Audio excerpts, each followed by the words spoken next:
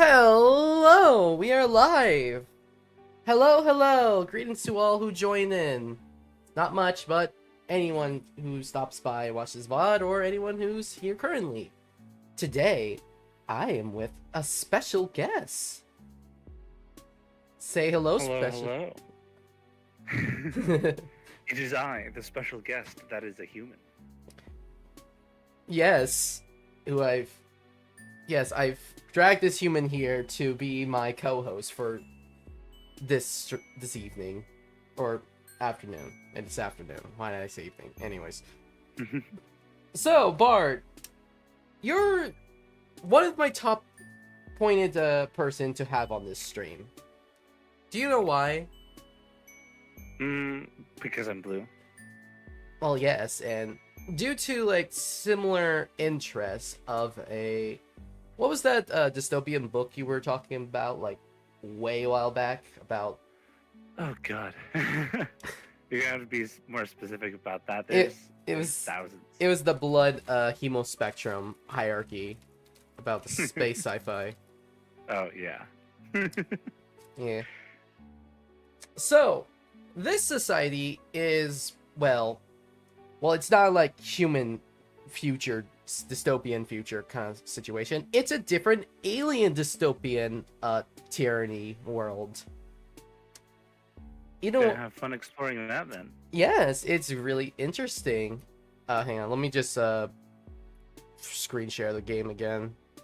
So, in this world, I'll kick you up since we're like seven volumes past this point. There are, well, I'll just lay out the hemospectrum for this world in order. There's rust bloods or burgundy blooded trolls. There's the bronze brown blooded trolls. The gold blooded trolls. There is olive, jade, which is my zodiac for jade. There is teal, cerulean, indigo. I know the one that you say it's not indigo, but it's blue, and anyone who says otherwise, I will find you. they are still nicknamed as blue bloods, as you know, hierarchy or some shit. And after that is the second most powerful trolls, or third for land dwellers, are the purple trolls. We have not met any purple trolls that aren't, you know, vaguely described as NPCs in this game, or off-screen as wise, but we've seen like a handful of the previous ones so far. So I'll tell you these. Each of these trolls with different bloods have different abilities. As the rust bloods, they have the ability to see the dead and have some psionic abilities. Rust bloods have the ability to control or help wrangle up beasts in this world, which is somewhat important since they're like, I believe, like ranchers is the best way to describe them. Gold bloods in this world are at a certain age. I'll say this first. At a certain point in age, like around like 22, 21, when they turn that age, they get shipped off to war in an intergalactic conquest to alien worlds. And gold bloods are very special. They're like the most powerful psionic beings. They're so powerful, they're used as batteries for battleships. It's not great. Olive bloods, I forgot what they're doing. Already feel sad for them. Yeah. And don't worry, a lot of trolls die in their youth in this world. Olive bloods, they got like some kind of like cat theme going on with them. I think that's the running joke for them. I mean, it makes sense. They're like the Leo Zodiac. Oh yeah, all the trolls have like Zodiac themes, which fits around their thing. All Bloods are, I think, they're like more like mercenaries or like scouts or rogue kind of abilities. J Bloods are the most important ones. They're the fewest out of everyone else, but they are important. They take care of a being called the Mother Grub. You know how like a bumblebee hive, they have a queen and they produce like the males and they have no issues mating with the males. It's some kind of like genetic DNA thing. It's kind of like that. So kind of all the trolls are somewhat related to this being that gets produced by this thing. And it's a whole thing. It's very important. There's like, I think there's only one so far. And it's very important. They take care of it. The Jades are like the only ones that can be able to help out with their like motherly things. Just think of like they take care of the baby trolls, which are more like grubs. They're like maggot things. They're like insectoids. Until they like get at like an adolescent age where they look more humanoid. And let's see what else to say. Right. The Teal Bloods. Alright, no, wait, here, one important thing. J Bloods can go out in daylight, unlike everyone else. Since the sun on this world is so goddamn hot, you would burn to a crisp and die. Fortunately enough, J Bloods are like the only blooded trolls that can be out in daylight. Which this species, it has a nocturnal society due to safety reasons. Teal Bloods so far are just lawyers. They're just lawyers. Like the first Teal Blood we've met had Better Call Saul kind of vibes going on with him. It's pretty nice. Ceruleans are, well, not much to say what they do. They have the ability to mind control people. That's pretty much their gist. Blue blood trolls, or indigo, if you have to be, you know, pedantic about the shit, are kind of really strong. They like have like unnecessary amount of strength with them, which is, if you try to fight like a blue blood troll, you're gonna have like a bad time. And then leads to the most powerful land dwelling troll are the purple trolls, which are all, what's the best way to say, juggalos. They're all juggalos. There's no point of going around. Their whole society of the purple trolls are just like subjugulators. They're the most deadly ones, the strongest trolls on the land. And they all are just juggalos. All of them. They have the face paints. They're killer clowns. They like rap.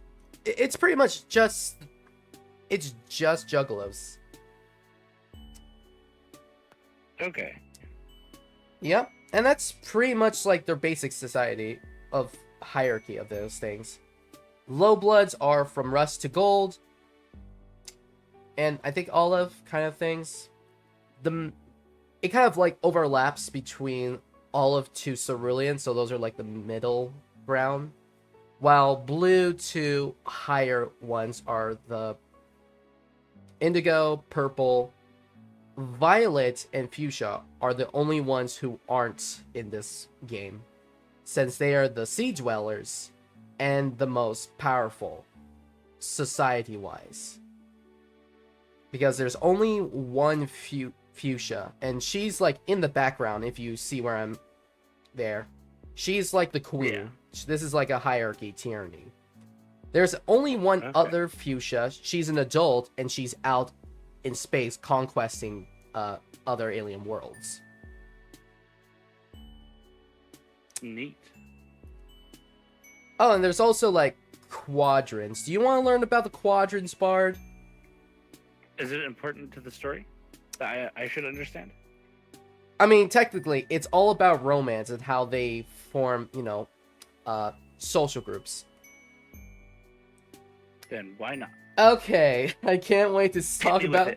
I can't wait to talk about quadrants again. Hang on, I think I have it in my. I have it in my PC. I saved the image earlier. Let's see, where is pictures? Just give me a moment. I'll talk to you about the quadrants. Just give me a second. It's in here somewhere. I know it is. Shit, I hope I didn't delete it after I ramble on about quadrants. And the last stream is all about talking about quadrants and how they work. So it's very important that you know, since I had to suffer through it. Okay. The quadrants. There's two sides of romance in this society. There are Black Rom and Red Rom. Red Rom is like the closest we have to our human society. Mate sprits are associated with hearts. Donated to a heart, mate sprits are most closely related to human love. Pretty much romance, sexual feelings, like positive love. Moirails, it's like... The best way I could describe it as... like... more than friends, less than lovers. It's like more of like emotional love for Moirails. If someone says it's pale love, then it's gonna be a Moirail. Kisses is pretty much, like the trope like enemies to lovers, or those tropes like enemies that hate each other, that just want to smooch each other. Yeah. That's pretty much kisses. It's not like you can hate anyone, but it's like a strong hatred, the strong enough hatred that you want to bone the person.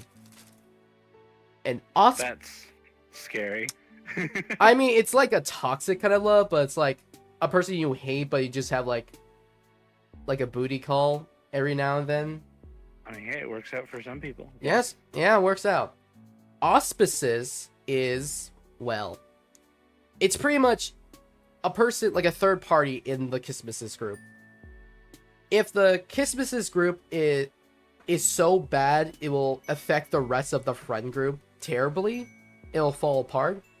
So the auspices person has to do its ability to try prevent this situation from happening. Or else, the friend group will crumble to pieces. Like, imagine like there was like a couple in the D&D group, and they were having like issues, and it affected the whole party, and it just ruins the whole game. So this person has to make sure this couple doesn't have like terrible shit happening, or else the game will fall apart and everyone won't have a fun time. Okay. Yeah. Okay. That's very important to know. Oh, and also, like, if there's supposed to be, like, drones that come down and break into people's houses, and if you don't have either of these things nearby you, in order to, like, fill in the bucket with your bodily fluids to give to the mother grub to, like, slurp up and make new babies, then you're killed. So it's very important if you have any of these things nearby you.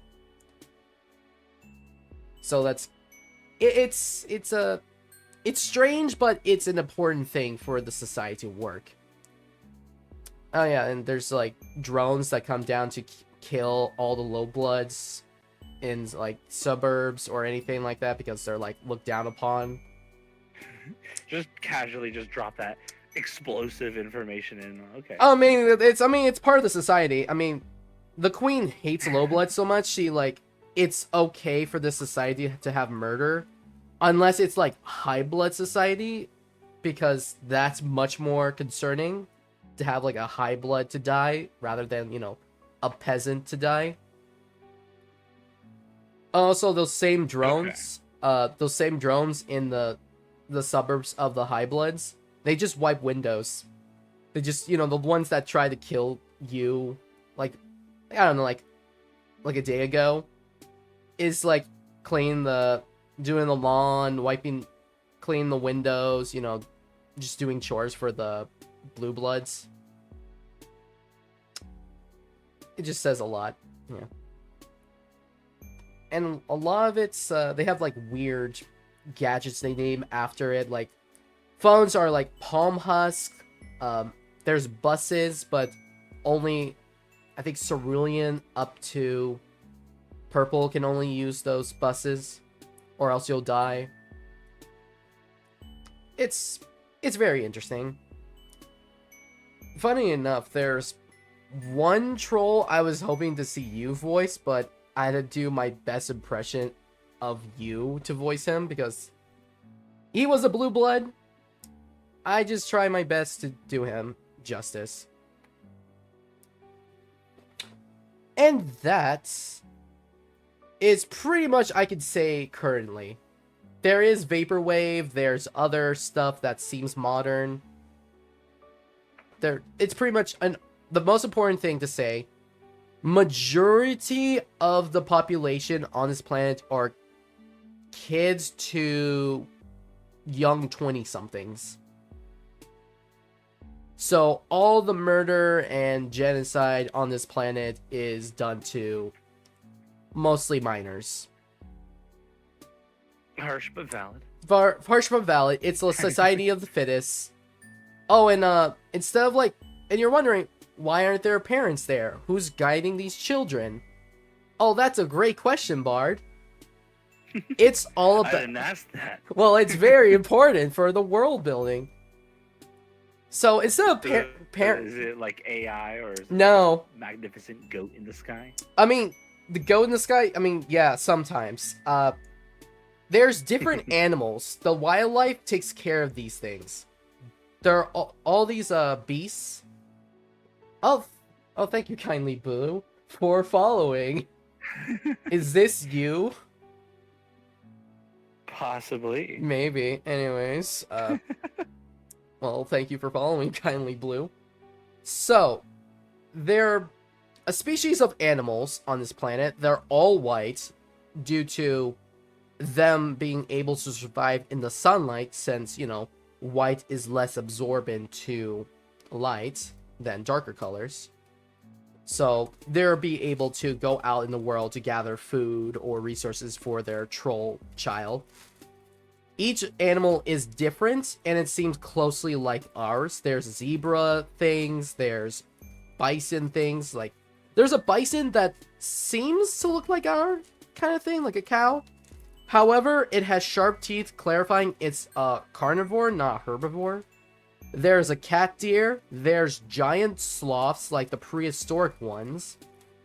There's dragons. There's giant skull butterfly things.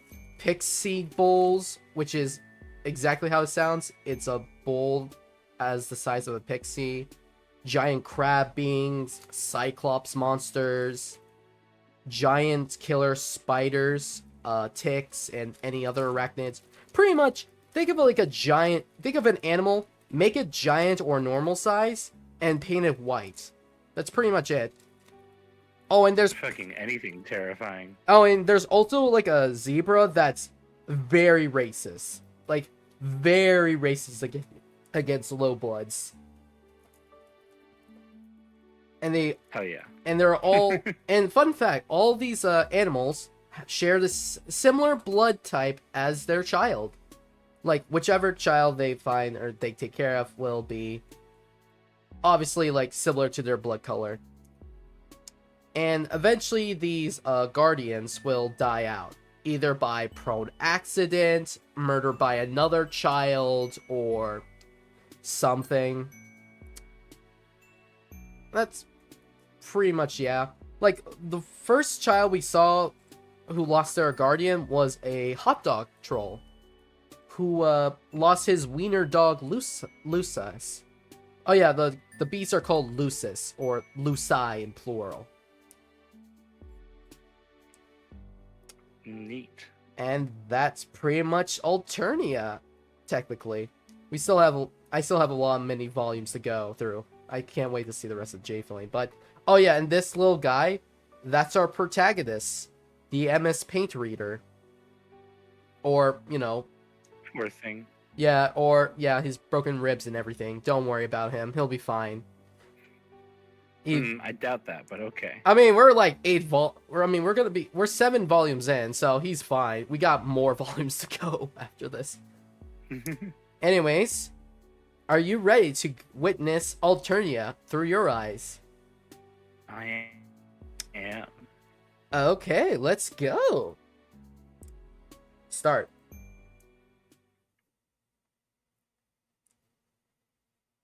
Okay, I'm just gonna go down to volume 7 of Business Flagrantly Illegal.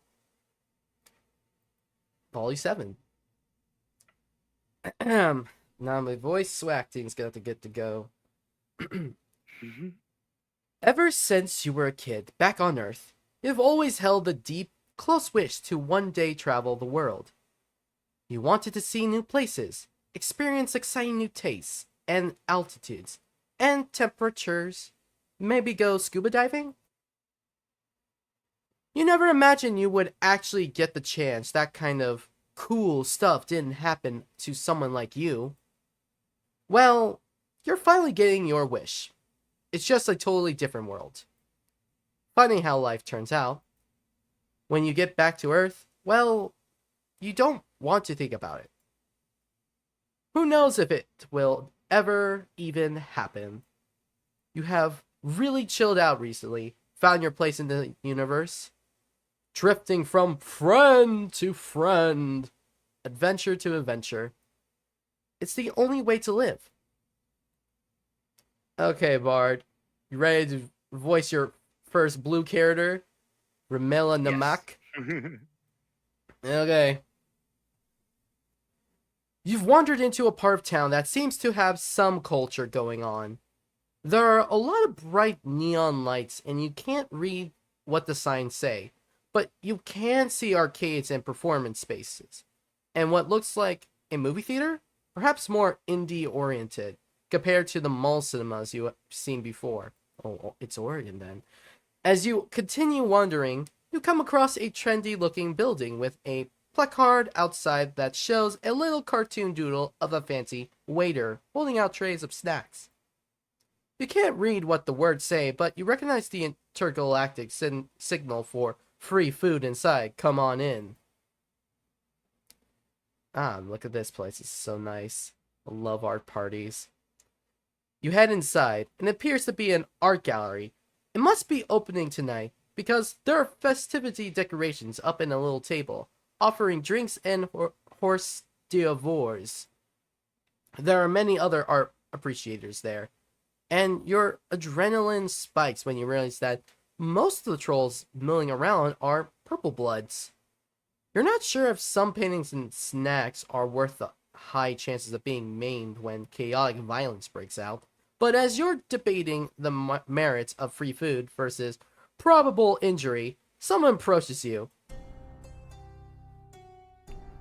You don't look like any of my other patrons. Are you lost?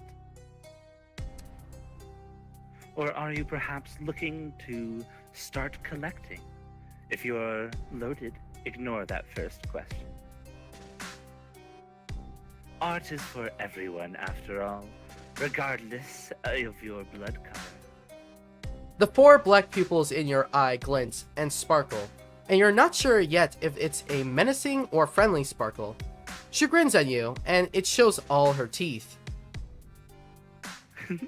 So what do you think of the art? Have any paintings caught your eye? You look around. You don't know much about art, but you are a nerd, and a lot of the paintings in here remind you of scenes from popular movies and games back home. Okay, Bart, since you're my first guess, hang on. You get to pick our fates. Whoa. So, the artwork is stunning, perhaps the best I've ever seen, Troll Mona Lisa Who, or it seems kind of derivative. Ooh. The chaotic route or the charm route? Yes, Barge. Let's go chaotic. It seems kind of derivative. You clearly know nothing about art, pleb. If you don't like it, there's the door. Make room for someone with money to burn and better taste. Go away. Our first bet ends. Anyways, Well, I guess makes Mona Lisa then. Stop, you're flat. how dare you? I'm not flat. she puts a hand on her hip and sorry.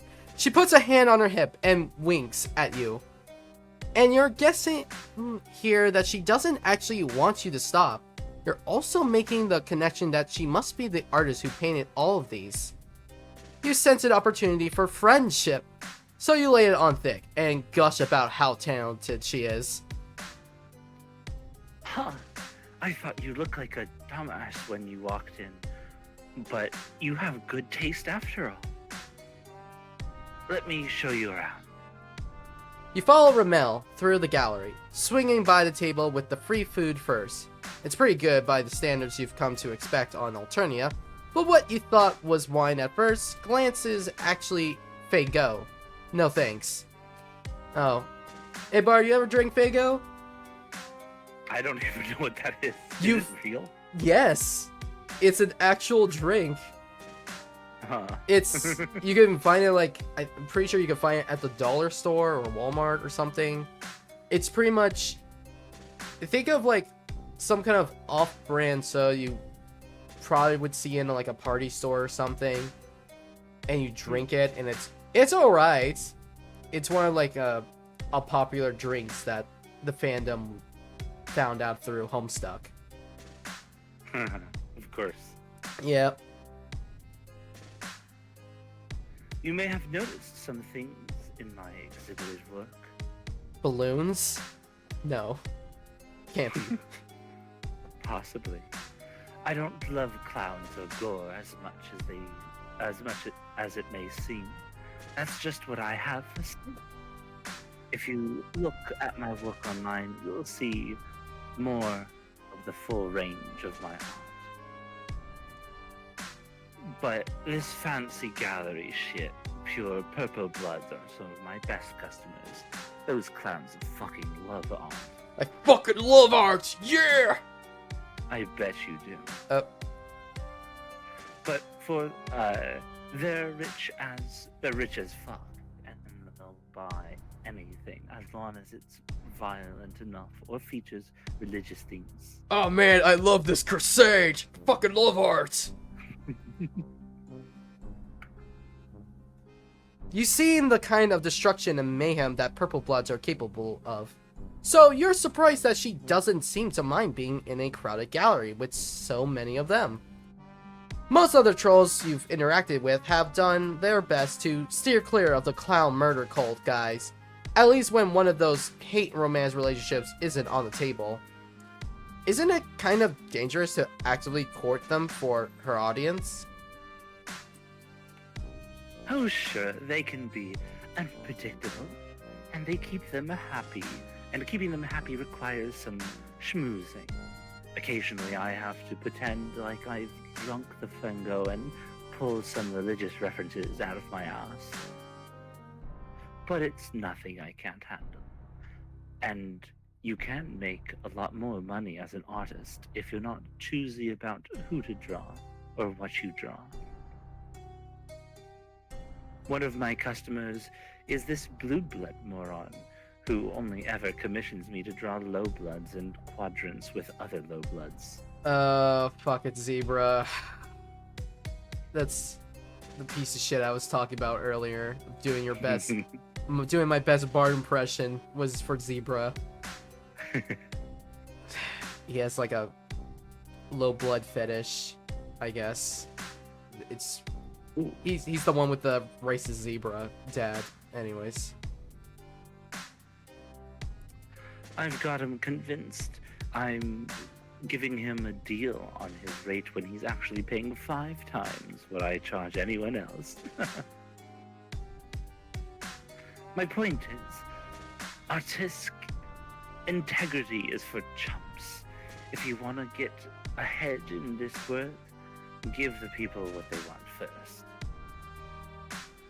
That strikes you as depressing outlook on the creative process, but you're aware by now that idealism on Alternia tends to lead to shorter lifespans. And you have to admit, looking around at the crowd in this gallery, that her cynical approach seems to be working. To tell her that she sounds pretty business savvy in addition to talented, and she winks at you again. Thanks, I know. Because I make bank doing shit like this. I'm able to fund my passionate projects. You should really check out my webcomic. Oh, Gaster Two Soul, welcome to stream.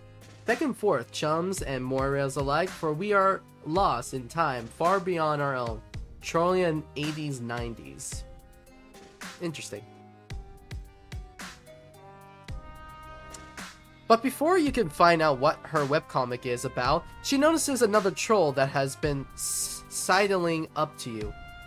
As she approaches, she whips out what looks like a small recording device with a smile.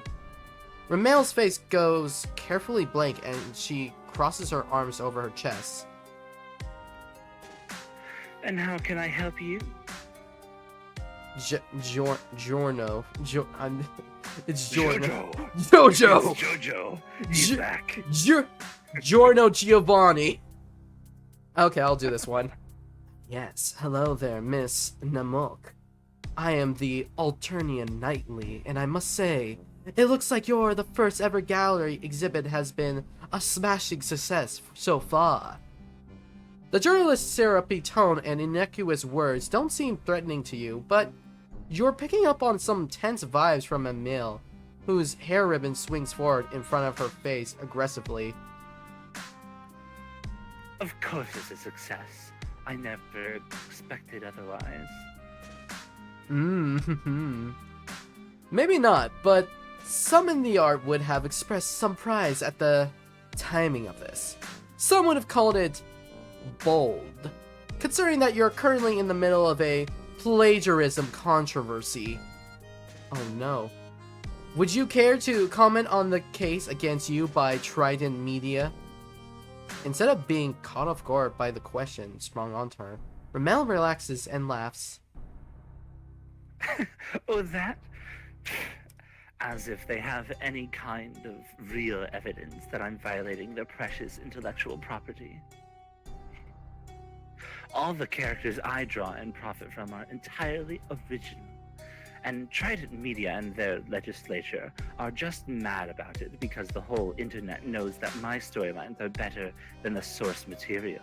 Ooh, burn!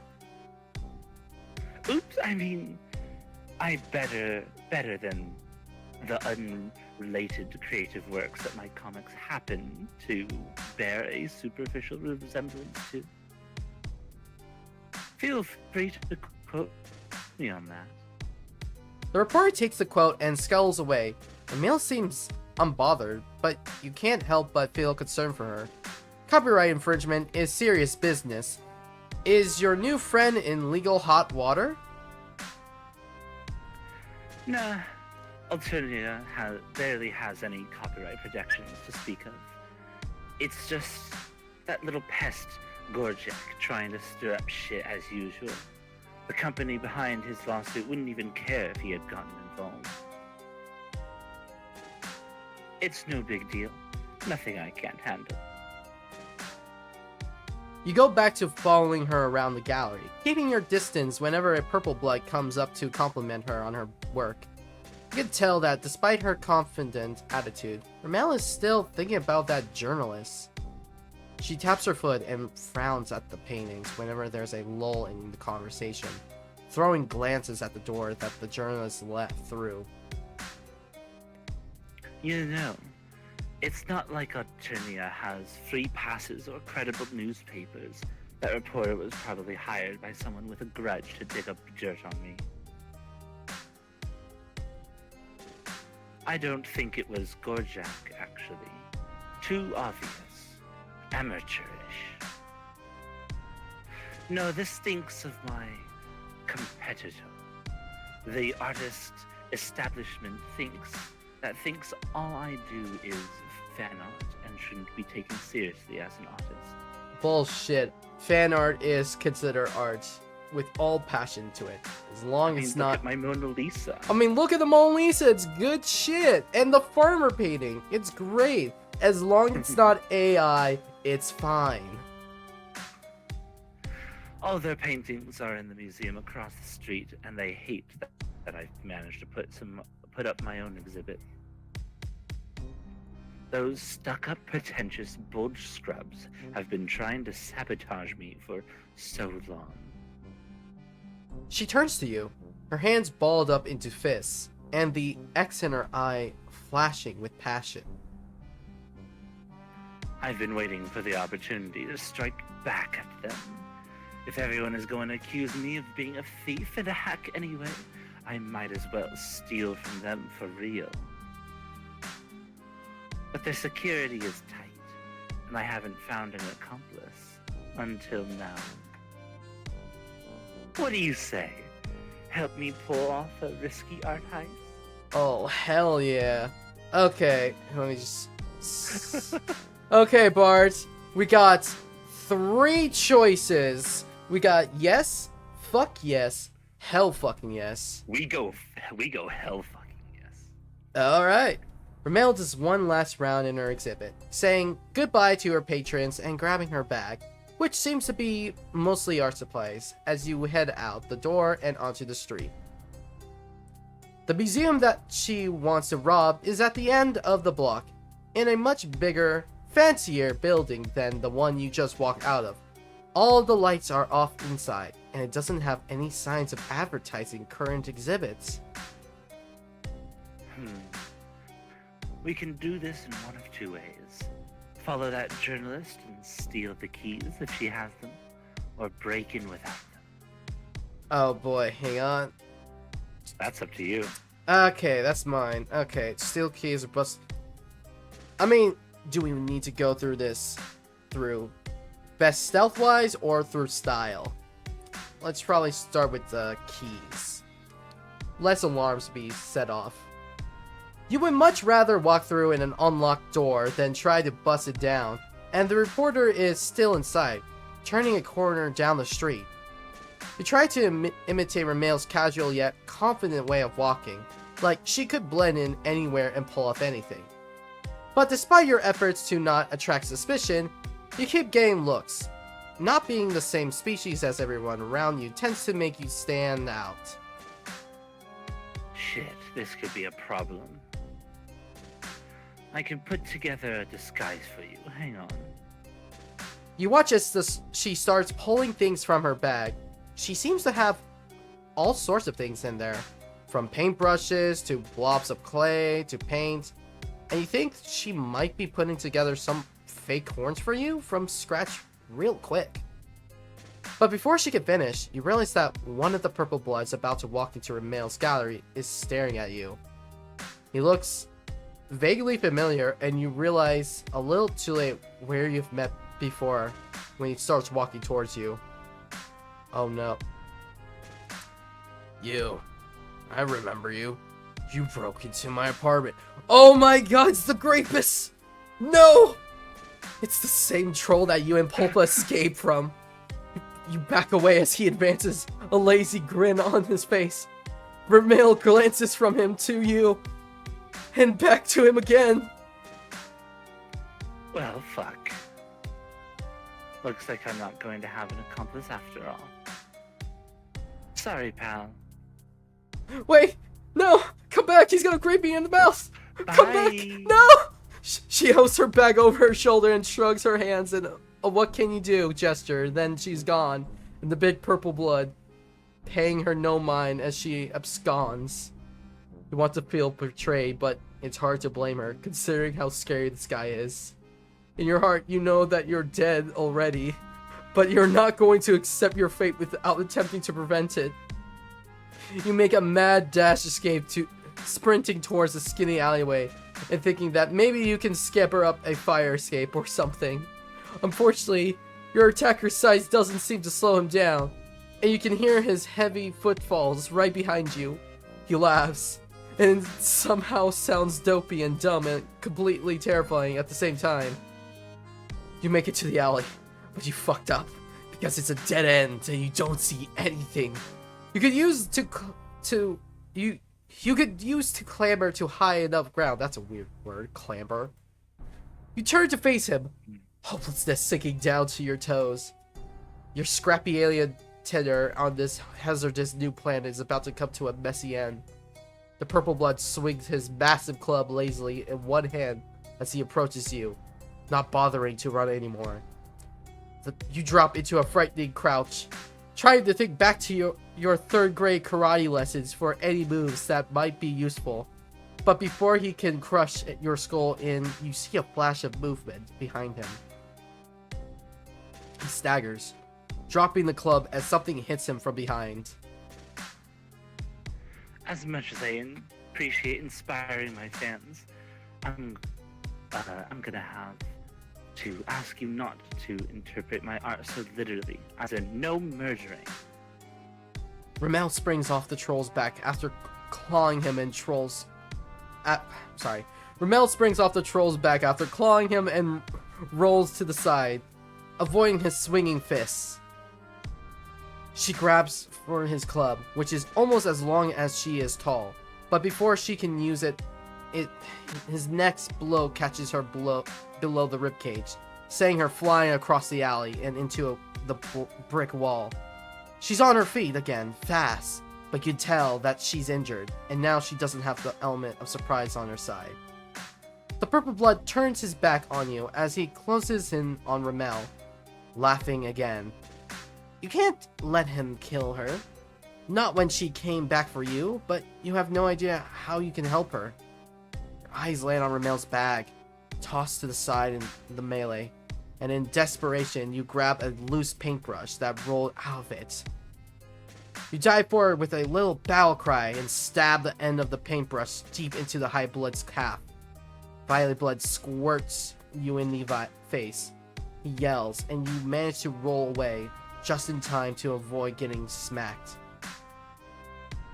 The slight stab wound hasn't slowed him down much, but it gave Ramel a chance to dive out of his range, and while he's still trying to grab you, she gets a hold of his club again. She's stronger than she looks, strong enough to get a good wind up with that thing. When he turns towards her, she brings it down hard onto his skull. Damn. It takes a few more good smashes before the troll finally stops groaning and twitching. Male breathes heavily, wiping blood splatter off of her forehead. She looks up, meeting your eyes. You are absolutely positive that this is the most dramatic way you have ever been rescued. You can't believe she came back and risked her life for you. Don't mention it. I'm needed an accomplice, right? She drops the club and staggers over to you, pausing to spit out cerulean blood. You remember that she took some damage and hurry to support her, offering her your weak human arm to lean on. Is she going to be okay? I'll be fine. Grillians are tough to cull, even for a wannabe subjugator. She tilts her head, looking down at the way her blood swirls with the larger quantities of purple blood pooling on the asphalt. Huh. That's actually not bad as an artist medium. The colors and textures work well together. Maybe that blue-blooded kid from Critter is onto something. Oh yeah, Chitter is technically Twitter on this planet. But nowadays, I call it Psy because it looks like a trident. That's its replacement for X. Anyway, thanks for having my back with that paintbrush. Took quite some quick thinking. We make an okay team. I've never killed anyone before, but that kind of ruined, didn't it?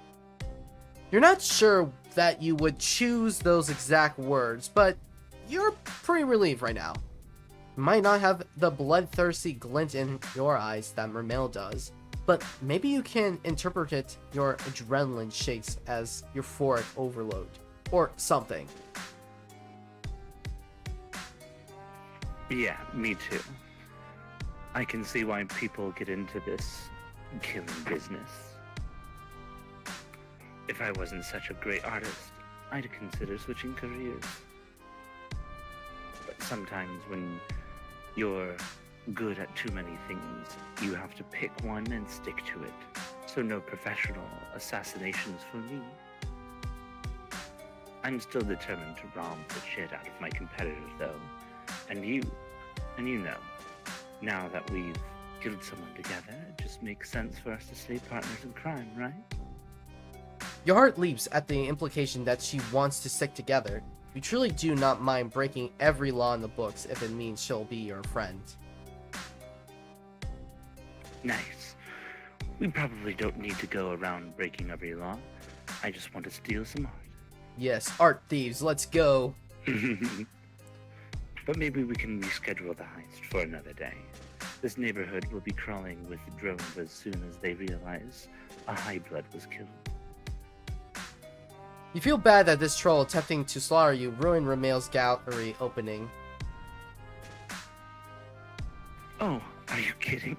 My customer base loves this kind of shit. My art will get even more of a violent reputation when word gets out that someone died at my first gallery show. That's metal as fuck. You limp out of the alley, supporting Ramel with your arm around her waist, and she distracts you to the back entrance of her gallery, where the two of you can clean off the blood and hide until the drones and the crowds are gone. If you don't mind, you can lie low at my place for a few days while we plan this heist. And I might as well get some work done while we wait and scheme. That fight was pretty inspiring. You're already my accomplice, so how would you feel about also being my muse? Oh man, it's the second person who wants me to be their muse. More blood. Hell yeah. Give me your blood. That's a success right there. Mm-hmm. I think we can continue on to the second one. I don't know how long I have you, so Yeah, I can take one more. I just need to go get some water. okay, yeah. Next one is an olive blood, which we haven't had for a while now. Hell yeah. I'll be back in a second then. Okay. I'll just read out the opening then. Cool beans. Ever since you were a kid back on Earth, you have always held the deep, close wish to one day travel the world. You wanted to see new places, experience exciting new tastes and altitudes and temperatures, maybe go scuba diving. You never imagined you would actually get the chance. That kind of cool stuff didn't happen to someone like you. Well, you're finally getting your wish. It's just a totally different world. How funny how life turns out. When you get back to Earth, well, you don't want to think about that. Who knows if it will ever even happen. You have really chilled out recently, found your place in the universe, drifting from friend to friend, adventure to venture. It's the only way to live. Kanil Okima. Kanil Okima. You know, I kind of always figured she has that weird. Oh, I just realized. I never realized I gave Bard the same little sash belt around the waist. That's very fitting, honestly. That's honestly too perfect. Anyways, Kanil Okima. Alrighty. Right now, your travels have brought you to what appears to be a normal road in an innocuous part of town. Not particularly upscale, but not exactly a rat trap either. Pretty average. A row. Okay, this music does not fit how I was expecting her character, but okay. A row of those spiky purple bushes line the side of the road, and behind one of them stands a large, fierce troll who is glancing furtively up and down the street. Okay, that's less average. Hmm. Ooh, do I get to be her? Do you want to be her? She's a... I want to be her. Okay, it's Conil. Hey, are you her? Huh? Off to a great start, huh? Like, are you the guy? What? You the fucking guy? I mean, are you her? Checks down my pants. No, I'm a guy. Possibly. Are you who I'm waiting here for? Well, your first instinct is definitely to tell her that yes, of course you are, or who she's been waiting for, provided she's been waiting for a new friend. But honestly, you aren't sure your shtick is going to work on this girl. Of course, not what I was thinking.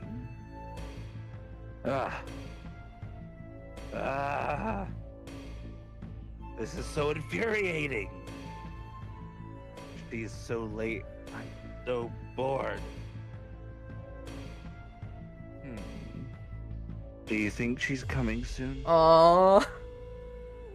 You don't know who she means, but you suggest that she might be more comfortable waiting somewhere that isn't in a spiky purple shrub. Don't be stupid.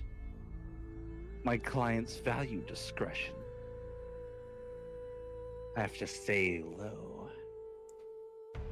The shrub hardly manages to cover her, and standing behind it and shouting is definitely not making her less conspicuous. Neither is asking a random passerby whether they are her client, not that you could talk, accosting people left and right, and asking them to be your friend is kind of your whole deal. If you aren't Country Lady 453. Oh my god. The cowgirl. Then who is?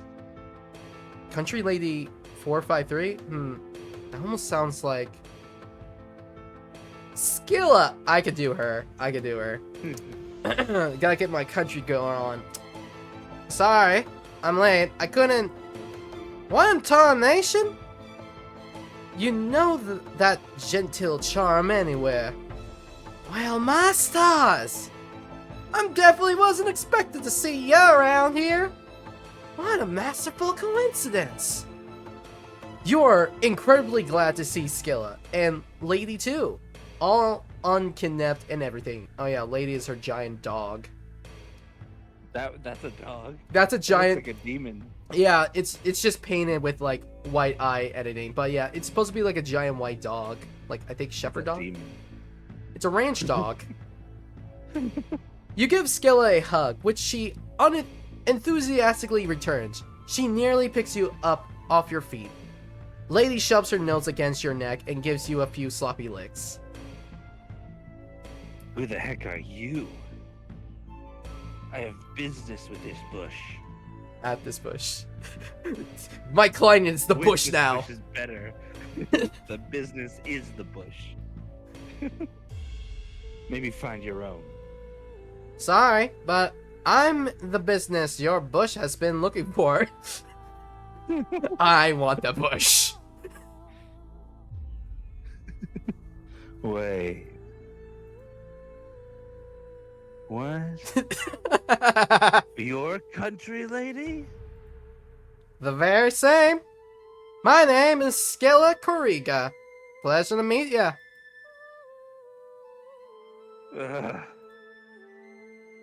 I didn't think you'd be a bronze. I've gotten that before, honestly. Also, by the by, this concerns them too. She puts her hand on your shoulder. It does? It does? Sure enough. They were there when it happened. They even helped me fight off the varmints who tried to take my Lusus. Oh yeah, just a recap for everyone and Blue. When we were on the volume with Skilla, a bunch of trolls tried to kidnap her animal and her dog in the middle of the day, wearing like protective daylight gear to make sure they don't burn in the sun. What assholes? I know, they tried to steal a dog and tried to ransom off her in the past. It's awful. But luckily we went through the good route, which we fought all those fuckers up. 2 against 12. Right, yeah, you said something about that in your message. But I don't get it. What do you want me to do? Alright, well, the bandits didn't get Lady, but other kids haven't been so lucky. Low bloods have been hit especially hard. I want you to find the bandits' base of operations and I want you to take them out. Permanently and painfully. Kano's mouth moves slightly like she is trying to reason through the steps of Skilla's conversation. Then she catches up and a slow grin spreads over her face. Yeah. Yeah, I like painful. And permanent. But wait. You want me to get revenge on someone else's Lusus? Why? Well, a few of us got together and decided to do something about it ourselves. Said there's no hope of the heiress or the drones doing anything to stop the bandits. And they all elected me as a spokes troll, seeing as how I'm the oldest and least easily shook. Okay, sure. I guess the wise and important. How much do you got? How much are you willing to throw down? I doubt any low bloods could afford my fee. Let alone a bunch of country rusties. Lily starts to growl, and Skilla puts a pacifying hand on her hand. Everything's fine, lady. We expected this, didn't we? We were hoping you'd be willing to do it out of the goodness of your blood pusher. Kano laughs so hard that she spits. Skyla winces.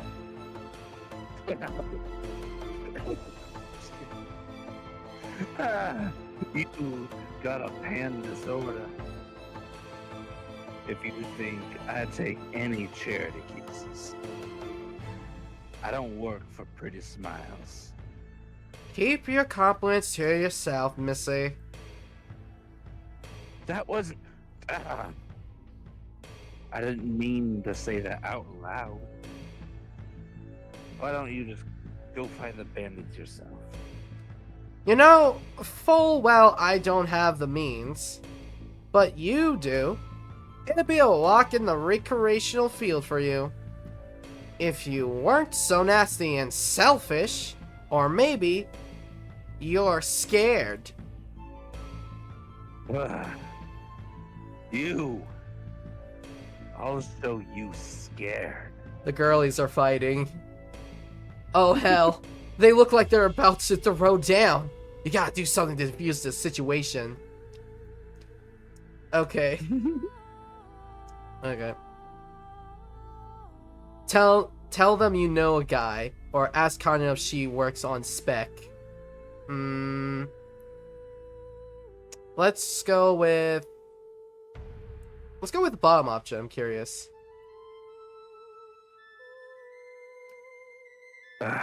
What? I don't work on spec. I'm only licensed on Alternia. Just kidding. I don't have a license. Who needs a license to kill on Alternia? Everyone dies every day, stupid. You explain to Conil that working on spec means doing some work for free in hopes that you are going to be paid later. You say it's like unlikely that the bandits only go after Luci. That would be totally ridiculous when there's so many other things in the world to steal. Like money. They probably have to just heaps of money in their hideout. And if she breaks in, she can have it all. Skilla doesn't want it. She just wants to save the Luci. You're so dang convincing that you are almost convincing yourself. I'm not so sure. Sounds like you might be trying to fuck me over. You let out a scandalized gasp to convey just what to an untoward accusation that is. You are shocked. Shocked! Fine. Anything to get away from this stupid bush. How dare you? The bush is very nice. It's a stupid bush. She kicks the prickly purple shrub so hard, it uproots and sails across the street to land on the hood of someone's car. But you. I'm stupid? You're coming with me. I'm gonna hold you to that. And if there's no money, then I'll hold you tighter. And squeeze. Until your weirdly colored eyes pop out. Yikes. You believe it too. She could definitely do that. But here's your chance. You've got tons of success stories proving that forced exposure is really the best way to get people to like you. Sounds just peachy. When do we leave?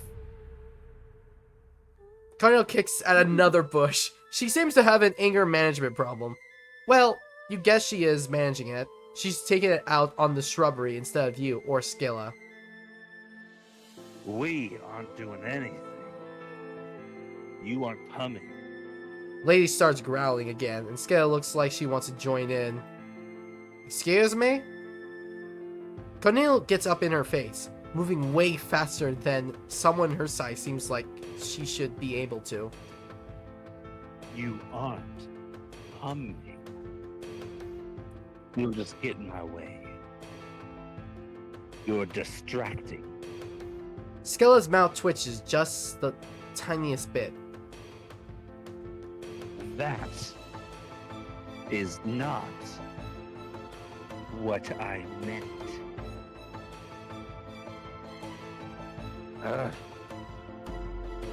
You keep tricking me. I just meant you'll probably stop to save some breakfast wiggles. And get us all cold. Skilla crosses her arms and tosses her hair. Fine. I'm counting on you too. You figure that the information gathering stage of the operation is next. You've seen heist movies. You know how shit works. Ah, shit, another heist. But Carnell just shouts at someone on her palm husk for a while. Then punches some coordinates into a car that you're pretty sure isn't hers. It takes you to the outskirts of the city, past long stretches of cracked concrete and urban sprawl. Not exactly the place you expect to find bandits who steal farm animals. You point this out to Kano. She tells you to shut up, so you do. You leave the car and walk the last few blocks. The bandits' operation is honestly not your super impressive. It's a long industrial structure that looks more like a manufacturing plant than a den of thieves. Besides, it is something much more impressive. A sleek black spacecraft, not like yours. This is Mercedes-Benz to your bang-up Chevy Malibu. Even before you crash landed on that thing, was a hunk of junk. Oh, holy shit. Is that an adult? They don't belong in this plant. What are they doing here? What? The ship? No dingus. You guys evolve into a ship? That's cool. You follow her frenzied gaze. And oh, right, the troll beside the ship is taller than anyone else you've seen here. Your skin is a darker gray. The claw is incredibly long. If everyone you've met so far has been a kid, wow.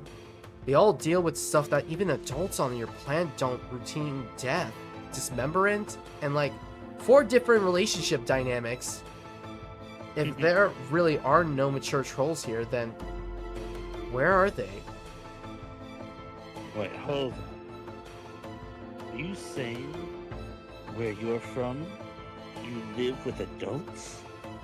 Yeah. You all live on the same planet? Sure do. Huh. Well, oh. Maybe you're tougher than you look. Adults are terrifying.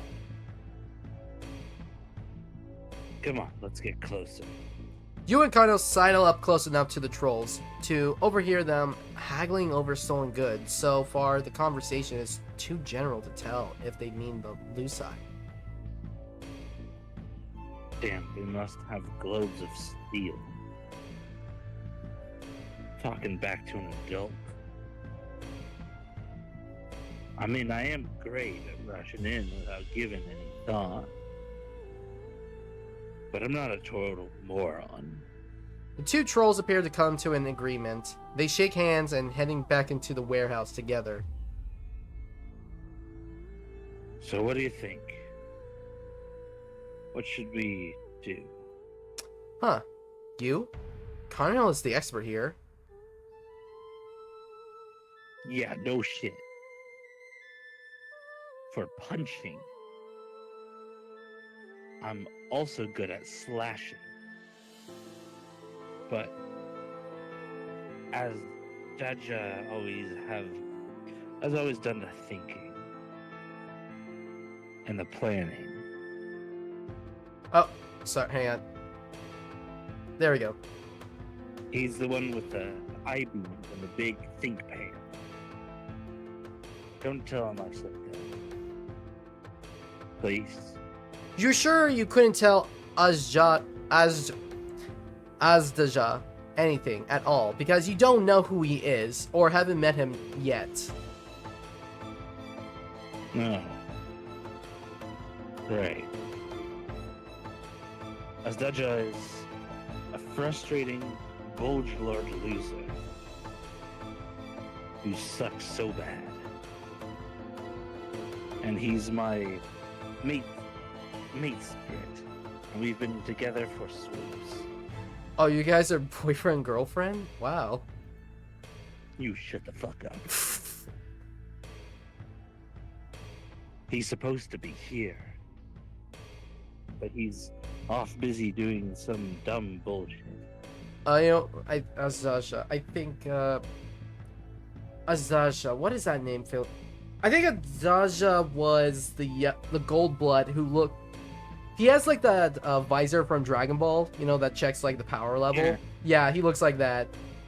He just has, he just wears like a yellow coat and just has the level visor on his person. Well, anyways. So I need you to be the pans of the operation, okay? Please, do this for me. Oh dear. Okay. Search the spaceship, follow the pirate into the warehouse. The pirate or the spaceship? I mean, the spaceship, I'm pretty sure that has like the adult in it, so probably best to go into the warehouse. You decide to follow them into the warehouse. That way, at least you won't be trapped in a confined space if anyone comes back out to check on the ship. You get ready to do some James Bond-ass shit, ducking behind corners and saying, "Cover me," maybe executing some sick rolls down the hallway. You can't really do any gymnastics even when you aren't healing from broken ribs. But fancy James Bond, you sure can. Kaneo doesn't bother with any of that. She just stomps down the hallway towards the first door. Damn, she really hadn't been joking when she said she was more into the straightforward approach. You pick up speed to try to get to the door before she does, just to prevent her from charging in there and getting you both caught immediately. Good thing too. Through the window in the door, you see what looks like some kind of break room. A couple of trolls are messing around on their palm husk, and a few more are sitting at the table and playing some kind of game that involves cards, dice, and a little colorful shells. Oh, come on. There's not even that many. We can take them. Ugh. I forgot you weren't my partner. You're just dead weight. I'm not dead weight. I'm a box. Fucking yeah, you're dead weight. You're no real argument there. Popo told you that most pros work together for a reason. It's much harder on your own. You wonder if Kanel would have been so hot to take the job if it hadn't been for Skilla's vibes. Yeah, that's the word, vibes. They were vibing. You have to do this. You have to rally. Kanel is already losing faith in you. Or maybe she had no faith in you in the first place. Whatever. You choose a different door at random and go down it, assuring Kanel that you definitely know what the fuck you are doing. What? Ugh, where are you going? You've been down this road before with Diamond in your meat quest through the sewers. Don't question it, Bart. Don't question it. This is possibly slightly higher stakes, but the same basic principle applies. Fake it till you make it. Kaneo gets annoying much faster, and your other friend, if her sub-vocalizations are anything to go by, damn, you really need to step up your game. You think back on all the heist and infiltration movies you've seen. Maybe you could find a locker room or a troll laundry room and find one of those SWAT hazmat suits. Yeah, that would be the best plan. Just put on a disguise and wander around like a sneaky fuck and... oh goddammit. You are so busy focusing on your brilliant plan that you open the door without thinking and find yourself looking at the trolls playing the card game. Somehow, in your random quest through the warehouse, you manage to double back on yourself and come out on the other side of the break room. Classic. This is classic you. You're almost charmed by yourself. Almost. There's a frozen moment when all the bandits just stare at you and Connell. Perhaps taking in the truly staggering idiot level you have achieved. Thank fuck. We should have just done this from the beginning. Oh shit. You've gotten into quite a few fights since arriving on this planet. Well, mostly. You stood around while other people fought. But the point is, Connell, she is brutal. She takes out almost all the same number of bandits that you, Skyla, and Lady did, in a quarter of the time. Oh boy, multicolored blood flies. And God, you know these are bad guys. They've been stealing lucite and selling them, which sucks. But right now, they're kind of just a bunch of kids getting massacred. You don't feel great about it. In fact, you think you might need to sit down for a little bit. Oh wait, there's a teal blood. I was wondering if it's just low bloods. Okay. Your back hits the wall and you slide down to the dirty floor. You are clamming all over. Pathetic. Connell pulls her gauntlet out of the final troll's neck with a spray of yellow blood and a squelch that makes your stomach roll. She notices you on the ground. Where are you? Are you serious? Come on. You try to tell her that she's volunteered you for this mission herself, but you can't slow your breathing enough to get words out. You aren't sure why now is the time you finally freak out. Maybe it's the close quarters, or maybe you've been on Terraria long enough for this multicolored mess to finally start registering as blood. Maybe you've reached your horror saturation point. Whatever. You've learned anything from this experience, it's that the why of things doesn't actually matter. Connell looms over you, raising a gauntlet. She's gonna kill you. At least if you're dead, you can't puke on yourself. but instead of a brutal stabbing, you feel a steady pressure on the back of your neck. Cornell pushes your head down until it's between your knees. Take slower breaths, idiot. You follow her instructions, too lightheaded to dwell on the absurdity of being coached through a panic attack by a girl who just murdered like 10 dudes. She's 10-year-olds. 10-year-olds. They're all preteens. They're all 10-year-olds. 10-year-olds. She's surprisingly good at this, beating up children. Yeah. Hey Bart, quick question.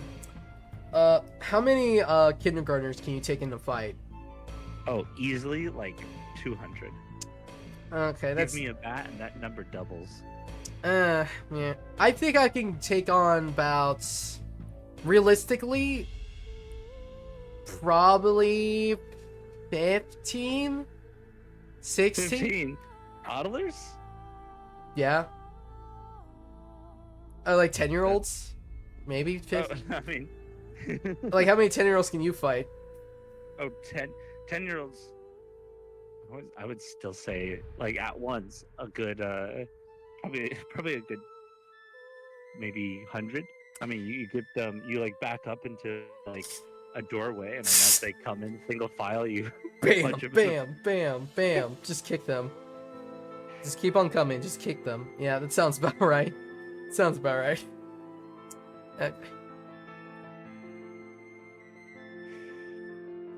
Daja freaked out his first fight too. Wasn't even bloody. And the little wiglet passed out. I guess some blood casts really are better built for violence. She sits back down beside you and pats you on the back. Kind of wish she'd taken the bloody gauntlet off first, but you appreciate the gesture. You're having a hard time reconciling this Kunil with the one who had snarled at Skilla for being too nice. I'm multifaceted. Also, fun. Which reminds me, She pulls her phone out of her pocket, smearing a little olive blood across the screen. Gargi, I got your bandits. She talks a lot louder on the phone than she does in real life. Like, hey, Korga, can you hear me? Are you on speaker? No, I'm not. I don't even have speaker on. How are you this loud? You want speakerphone? Yeah, no shit. Of course I work fast. Especially when I don't have anyone to slow me down with a bunch of tactics and plans. Ugh. Save it for your Christmas. I don't think she has any. She hangs up and glares at the phone. You tell her she really seems to hate Skilla. Coil's face goes as fierce shade of green. Oh, she hates her. And just making sure. Okay. Don't be stupid. I barely know her.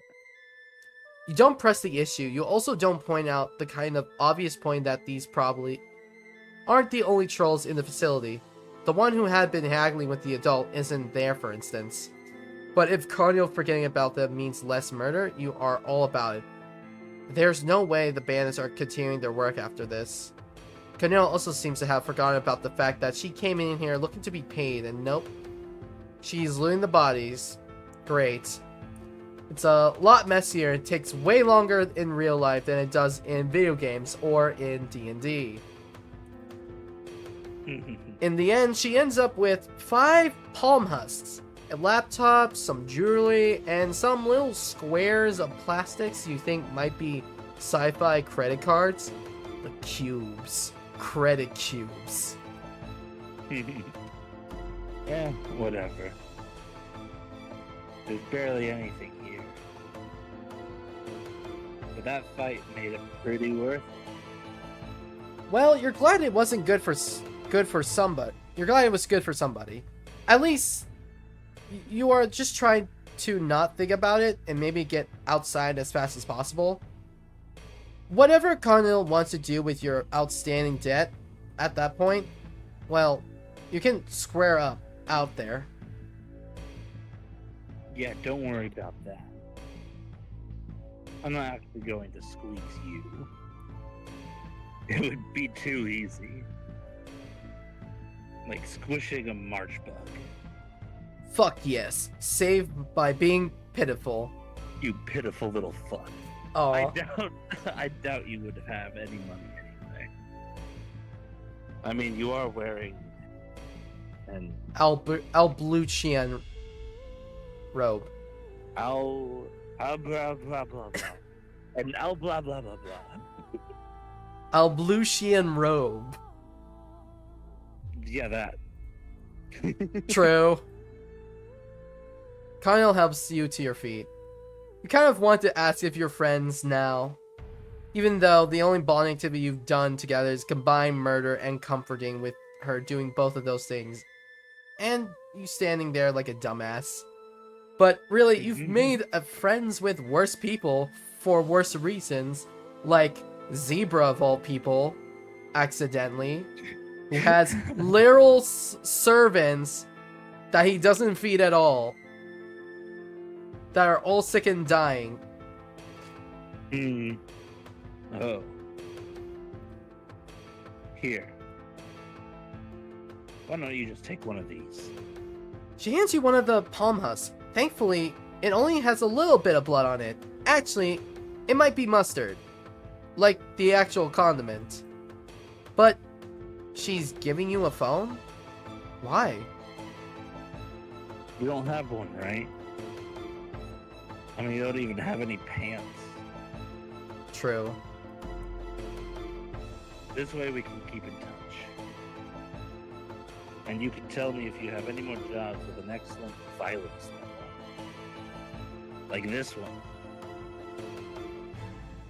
Here, let's exchange info. Palm husks are really useful.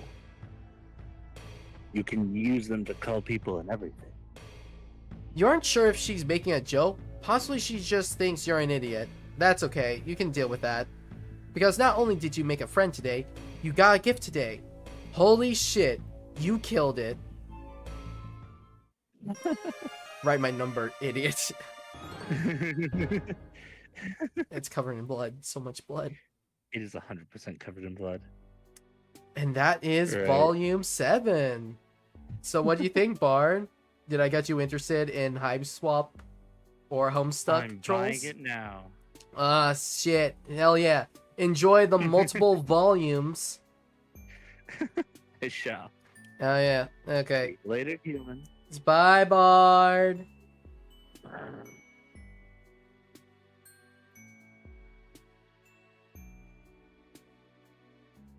Okay, so that was my co-host for the day. Goodbye. I'll show you his art. I worked hard on it. He's got heels and everything. Ah, look at him. Look at that. Look at that boy. Smug bastard. Yeah. I gave him like cool. Let me show the boots. I like the boots design. I like them. They got the heels and everything. It's alright. I like it. Now let's get rid of that smug bastard out of here. Get him out of here. Get him out. Anyways, we still have one volume to get through for ourselves. Let us go through. I know we haven't gone through the other ones, but yeah, well. I mean, can we go through the other ones right now? I guess we could. I mean, that kind of feels, I don't know. I feel like, I mean, without Bard, it feels like these characters would feel a bit hollow without their personality. So, I mean, we could just go through the other ones, just, you know, as fast as we can. Let's go through the adult one. Let's go to the spaceship. Here's your chance to prove you are totally capable of making non-disastrous choices. The reason it would probably be the best to check out the space cruiser while it's empty, since who knows how many people will be waiting for you in the warehouse. Yeah, that works for me. Yeah, man, I don't know, it feels a little hollow, but gotta do my best with it. Do my best. You expect that Connell would have agreed to anything you suggested just as long as she didn't have to make the decision herself. What a mood. As the kids say these days, big worm, big worm. There are so many tough decisions in your life recently. You're worried that the spaceship will be locked, and your great plan is going to be over before it begins. But the door glides open easily and silently. Connell leads the way, and you let her. And you don't know what wild security measures a troll ship has, but you do know you don't want to find out. The inside is normal enough a pilot's and co-pilot seat. A central panel, covered in more of the squiggly Alternian language, and a bank of sleeping screens. Other than that, it is remarkably bare of any homely touches. Not like your ship, which, in your humble opinion, was very nicely decorated. You've got some pretty dope posters on your wall. You got like a Tony Hawk skater video game poster on that wall. Just Tony Hawk skating, it's pretty cool. More to the point, there is absolutely nothing of value here. Connell can tell, also. There's no point in being here. There's just a cruiser. All the good stuff is definitely going to be inside the warehouse. Okay, fair. You have no idea what you're doing, and you're sick of pretending that you do. You wish you would just take a breather, honestly. The strange compulsive desire for more friendship is still there, but you are pretty exhausted. Let's just... Fuck! Oh wow, that's the kind of forward, Connell. You aren't even at that friendship stage yet. Calm down, you gigantic tool. I mean... Oh, fuck! That's an adult troll, and we're definitely going to die. That's why I said the fuck word. Oh. Fuck, that is a big troll. Kanna's pretty big. She's the biggest troll you've met so far. If someone fed you truth serum and put a gun to your head, you might even describe her as thick. This troll is fucking terrifying, and she looks pissed. Or maybe that's just how her face always looks. There are teeth, lots of teeth. Who told you you could be in here? I didn't order any ugly wigglers. Who are you calling ugly? Connell immediately slaps a clawed gauntlet over her mouth, apparently remembering who she is shouting at. The adult troll growls, and you don't mean she sounds angry. It's not a husky, sexy metaphor. She really fucking growls, a deep guttural animal noise. Staring into a pair of merciless cobalt eyes, you experience a pulse of Crystalian fear, blank and cold, pretty much constantly braced for death, but that doesn't mean you're looking forward to it. Instead of springing forward and rendering you to pieces, the adult just stares at you. Damn, adult monster troll. Take a picture, it'll last longer. This thing you remember is those blazing eyes, then even that fades and slip away. When you thrash back into consciousness, Kanya is right on top of you, pinning you to the warm, thrumming metal of the spaceship wall. She doesn't look angry or scared or anything. Her startling, expressive face is utterly blank. You say her name a couple times, but she doesn't twitch. She just squeezes down harder, grinding the bones of your wrist together. Someone is swearing. Oh fuck, you strain to see in around Cornell's head. The adult troll is seated at the pilot's seat, and the console is lit up. You realize what the thrumming in the walls means. The ship is moving. You see the sickly green-gray of the Alternian night sky, and your stomach does a disorienting leap of mingled elation and dread. You can't believe you are actually going to space, and finally heading somewhere besides this fucking hellhole of a planet. Of course, that's how you felt when you were first leaving Earth. And you have no idea where this troll is bringing you, and your new prospective friend is just sitting here like she's hypnotized. She only reacts when you struggle, and then only to slam you back against the wall. Just randomly fell asleep, didn't you? How the heck did that happen? The adult starts talking again, but she isn't talking to you. No, I'm on my way. No more delays. I promise. The Lusus shipment is on schedule. No, don't worry. Everything is. Sirens scream and screens flash. The ship bucks wildly, like a sailboat hits by a wave. The adult troll's fingers fly over the console. No. What the hell? I don't know. It's like I've lost all control of the damn thing. Fuck. Kono's gripped on the loosens. She pulls away and shakes her head back and forth. Shaggy hair and flopping into her eyes. What? The hell? Where are we? She sounds small and lost. The adult troll doesn't turn around. She's too busy yelling a mayday into her comm and trying to wrest back control of her ship. The whole thing shudders again. Yours and Kono's head bonk together. Ow! Ship bucks again. It feels less like engine failing and more like gigantic baby is shaking it like a rattle. And you're scared. Sure, but you're also washed in the sudden and unexpected flare of understanding and competency. Because this isn't the first time this has happened to you. This is exactly how you crash landed in Alternia in the first place. You were just passing by, mind your own damn space business, when your ship decided it wanted nothing better than to just snap its reins, toss a wild head, and head straight for the unfamiliar planet below you. Push yourself to your feet, trying to tame your nausea as the ship rolls. You grab Cornel's hand and pull her across the compartment to a glowing green sigil on the wall. Don't know much, but you do know absconding when everything starts falling to shit. Hey, what are you? Let go of me! Absolutely not. If you do that, you will not be able to be friends with her, because she'll be dead. With the strength born of desperation, you pull her into the escape pod with you. Ugh! You won't fit! You will. You do. But it's uncomfortable as hell. Craning your neck at a very uncomfortable angle. You manage to reach around Cornel and press the big red button on the wall. An alarm sounds, and you hear the adult say, "What the?" before the door slams shut and the escape pod rockets out into space.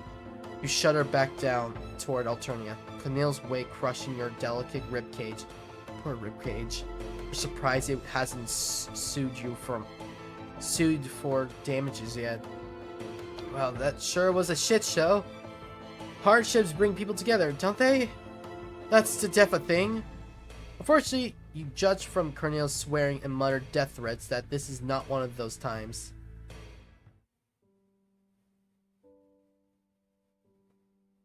Game over. And that's what could have happened if we picked the alternative route. Anyways, you guys want to watch me play Volume 8 with one of the best trolls? Volume 8! Another night, another ramble. A classic song comes back to you as you continue on your way. Some of that good old earth wisdom about a specific kind of footwear being made for walking. You wish you had that kind of footwear right now. Is this current chapter of your life, or any footwear for that matter? You've definitely learned your lesson about getting over excited at the prospect of new friends and running out in nothing but a bathrobe. Oh, who are you kidding? Maybe not in that particular bathrobe way, but chances are high that wasn't the last time you'll fly off in the buoyant afterglow of an intense friendgasm. Phrasing. Tizia's Antique or Chixie Ruxmart. Oh yeah, this is Chixie. Chixie's this one. Now, let's start with Best Troll. Tizia's Antique. Okay. How do we say this? Just up ahead, you see a troll leave her hive. Muttering to herself, she's holding an unstable amount of papers and books with one arm, using her free arm to hold a mug steady. She isn't paying attention to you, which is fine. Don't get it twisted, you'd love to make another friend. You just understand how that it's a weird, flighty thing. Some trolls you mesh with, some you don't. You smile at her just in case, but when she walks right by you without stopping, you shrug. This planet is chock full of friendable weirdos. You'll live. You only take a few more steps before you sound of her absolutely eating shit on the sidewalk makes you turn. It happens fast enough, so you only really see the aftermath of the unpenned books and papers, raining down in an impressive wide circle around her. Ah, globes. Damn, my ass rock. She sits up, but that's as far as she bothers to get after taking a sip from her mug, which somehow must have stayed level in her grip. During her fall, she sighs and gets to work gathering it all back up with her free hand. Yeah, this checks out. It's a thing that would happen to me. It's not like I have anything else to be doing. You've seen a teen movie or two in your day. You know this trope. Cool kid helps the unpopular nerd after they fall like a chump and embarrass themselves. They slowly, the pair establish trust, but the time credits roll, they've gone and fallen in love. Not that you're necessarily want to fall in love, or that you're under the delusion that you are in any way cooler than her, but still, it's tried and true, and also like a pretty standard decent person thing to do. So, like this decent person you hope to be, you skedaddle on over. You stop short just in front of her wide-flung ring of items. You want to make sure she's not going to yell at you, or murder you, or anything before you interfere. What? JK, I busted ass. I know, it's a scene. Well, what are you waiting for? Be a good bystander and stop standing by. She gestures kind of an all around her, and that's confirmation enough. You bend to pick up a heavy looking book, and there it is. Emblazoned right on the cover. A gavel. A humongo fucker of a judgment implement. Two with spines all around the handle. Dread creeps up your spine. You slowly slide your gaze from the book's cover to its owner. She doesn't have any ostentatious blood-colored themed clothes on, though. Wow, she is sporting socks and sandals? Maybe you are cooler than her. After all, no, she is cool. But the very prominent eye bags are tinged teal. And globes? A lawyer? It's not that you don't appreciate your one lawyer friend for who he is. It's just, you aren't sure you have it in you to sneak your way into the heart of another. You got kinda lucky last time. The scales of judgment in your heart start weighing your chances. We love tired troll. Pick up more papers, keep standing there paralyzed by choice. You kind of can't look away from that gavel. Those spines could really stab a person's skull right open, huh? Wow. Thanks for all the standing around and staring assistance. It's really helping a lot. Definitely can't just do that on my own. You're still stuck on the image. She stands up, grumbling, and snatches the book out of your grasp. She turns, waving a dismissive hand at you. Never mind. Now you're just in my way. She doesn't tell you to leave, but she stops acknowledging you, which you figure it's pretty much the same thing. You were iffy about this one from the start, but damn. It turns out rejection still stings. came over. Wait a minute. Is that the Wait, is that the fucking boyfriend looking back meme? Oh my god, it is. It is! Oh my fucking god.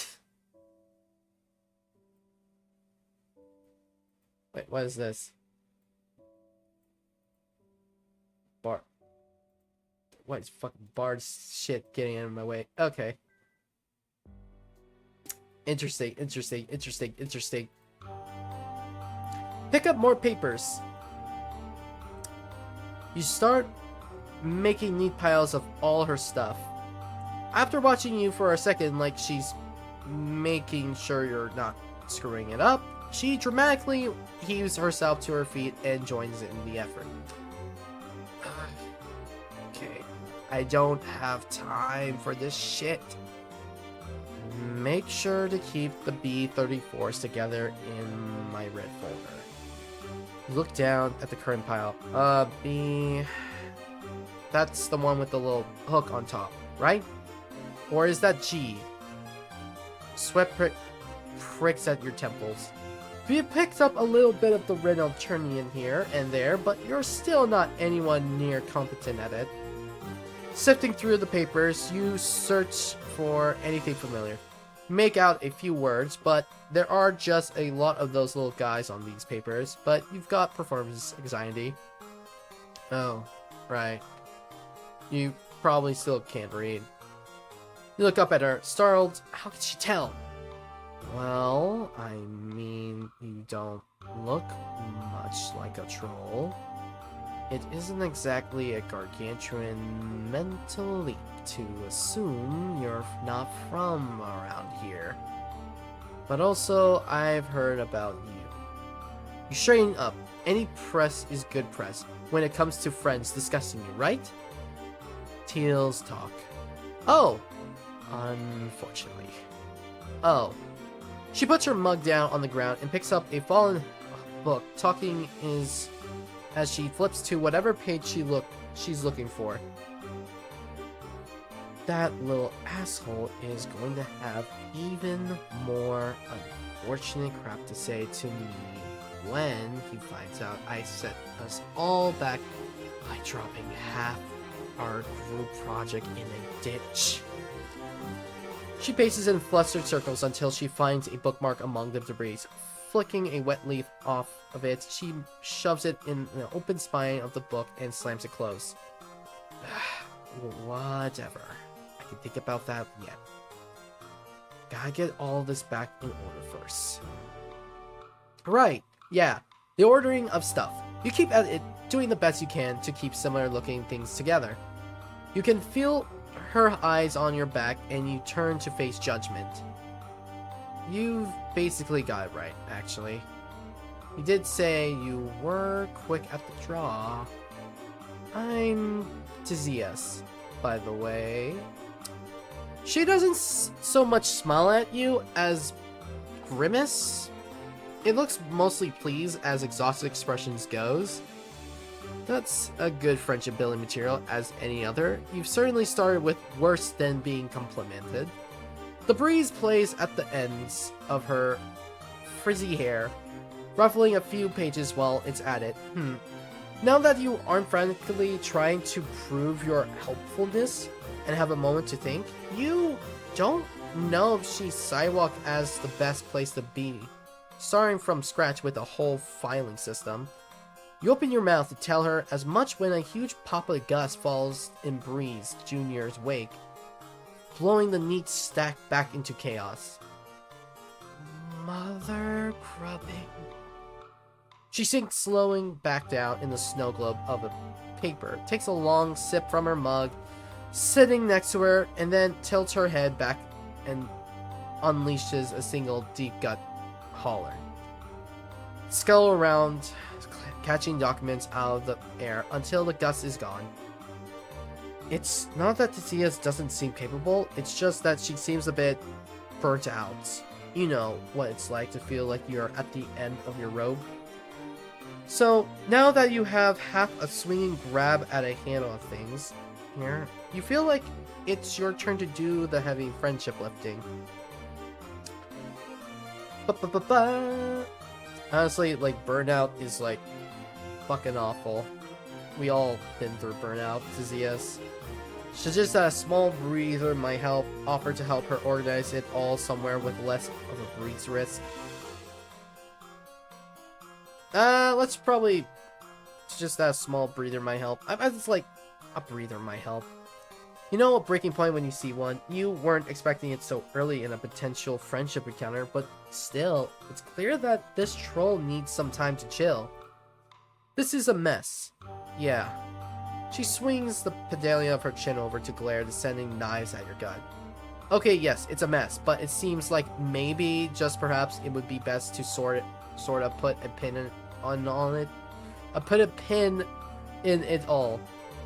To suck air in and out of your insufflation sacs or whatever and just get it together for a minute. No group projects were ever ace when the clear leader was not at her peak mental performance. She wrinkles up her nose and closes her eyes. You know what? Fine. Fuck it. Not all of it, of course, but this night specifically, and everything and anyone I know or have thought extensively about in my life. So that just leaves you. What do you have in mind, friend? Because I'm all out of ideas. That word still does a number on you, no matter how many times you hear it used flippantly. You have an idea already, so you hurriedly gather her shit into extremely unorganized piles, which she drops off in her hive to deal with later. You half expect her to just not come back out, but she does. She kept only one heavenly annotated tome and her mug, which she nods at when she speaks. I know, but these are for just in case. Anyway, do your worst. With a salute with a few gentle tugs at Tizia's sleeve, so to keep her moving, you get going. You and your Alternian pals have taken turns leading each other to some pretty wild places in your time here.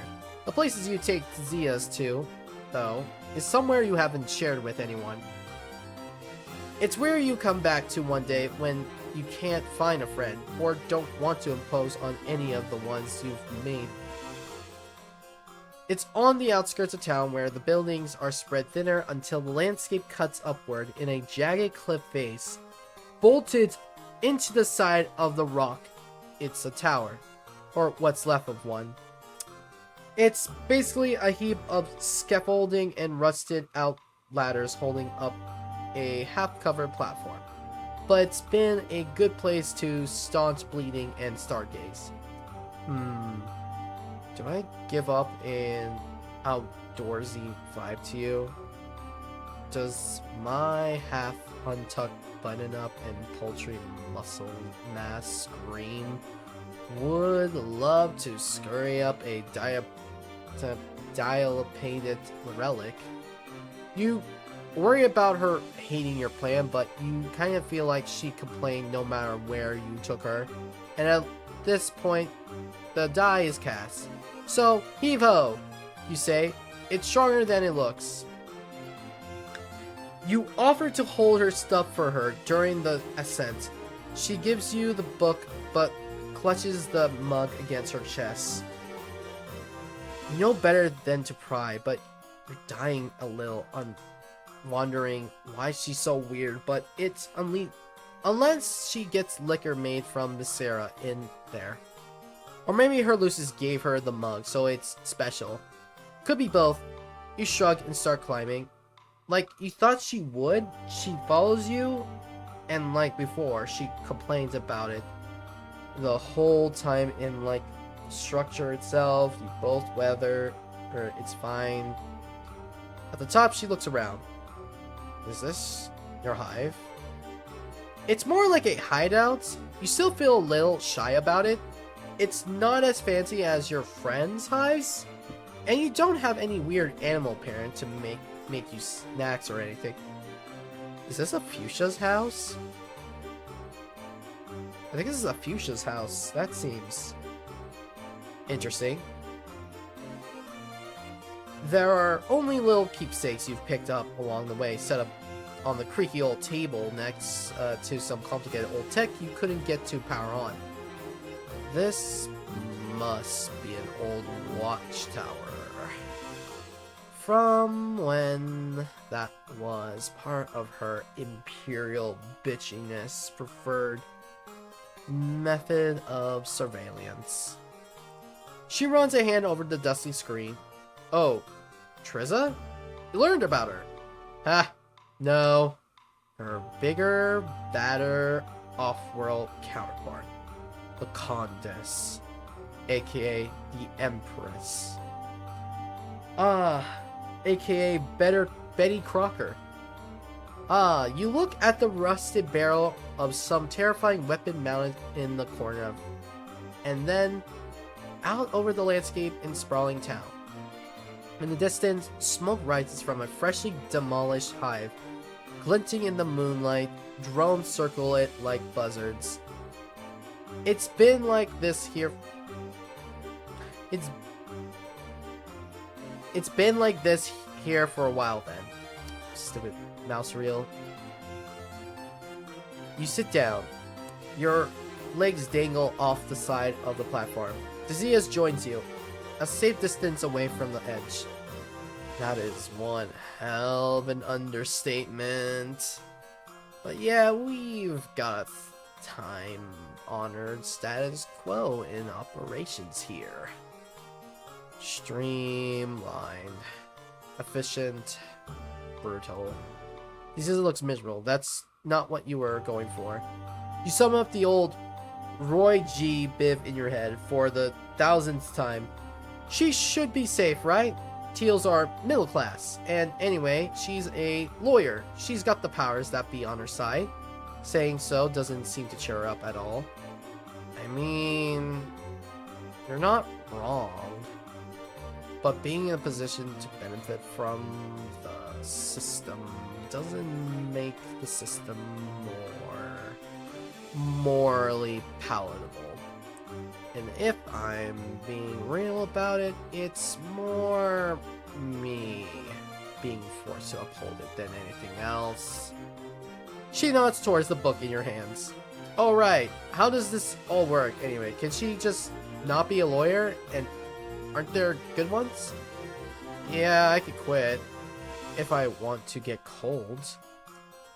There's always a choice, she sighs. It's not like I expect suffering to stop completely. It just seems like an awful lot of work to do to make sure it keeps happening. And that's the entire job of a legislator. Unless you're purple enough to get away with it, you're just guilty.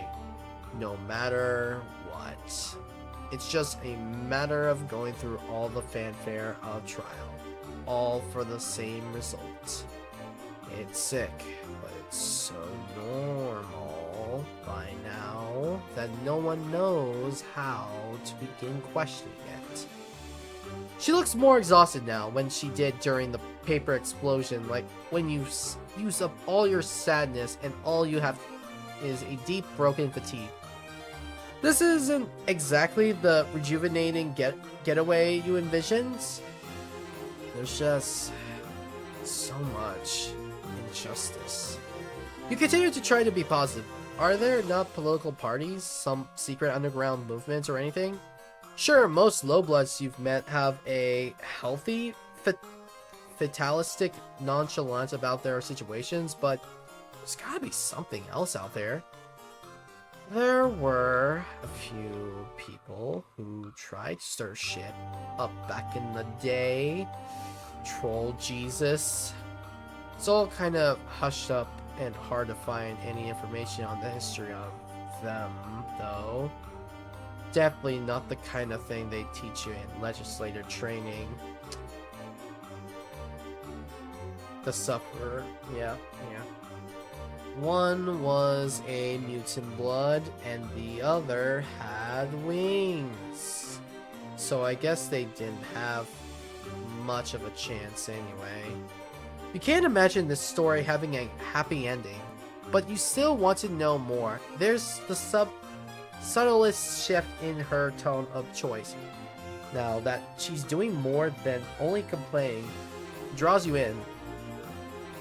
One of them seems to have gathered enough of a following to have become a kind of religious figure. From what little I can find about him, the other one led a military revolt. They both were killed along with their attempts of change. I don't even know what happened to their compatriots. She stops to squint at you.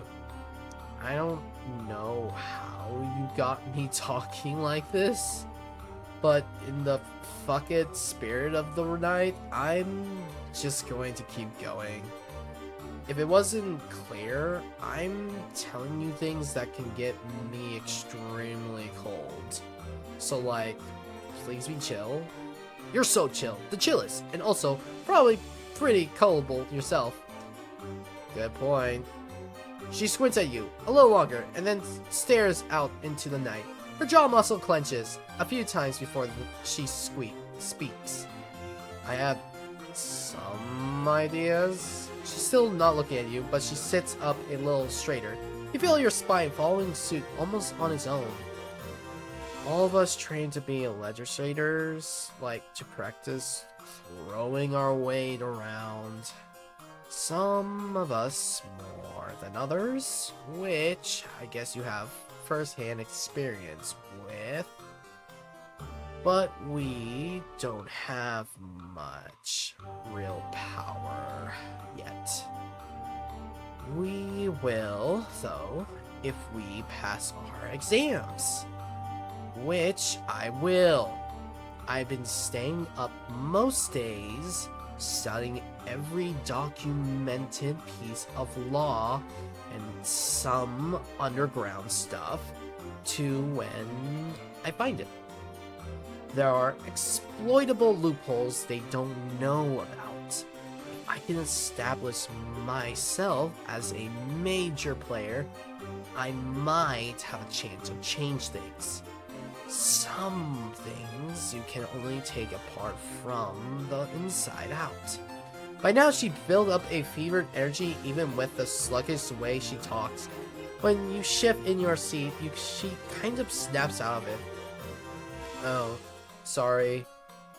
Guess I got a little worked up. I don't exactly get to talk about this very often. It's kind of overwhelming to think about how fucked every little thing is all the time. But now that I see it clearly, I can't not do something. It's like Alternia is a giant fire and I'm pissing on a tiny corner of it while the rest of everything burns up around me. Your brain is buzzing with how real all that felt. You can't really add anything to it, so you just nod. Are things less abysmal where you're from? Ooh boy,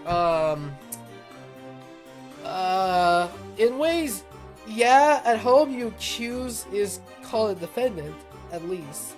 As in, they get a defense. Fuck, okay. Her eyes brighten. That's exactly what I'm talking about! Does your justice system work?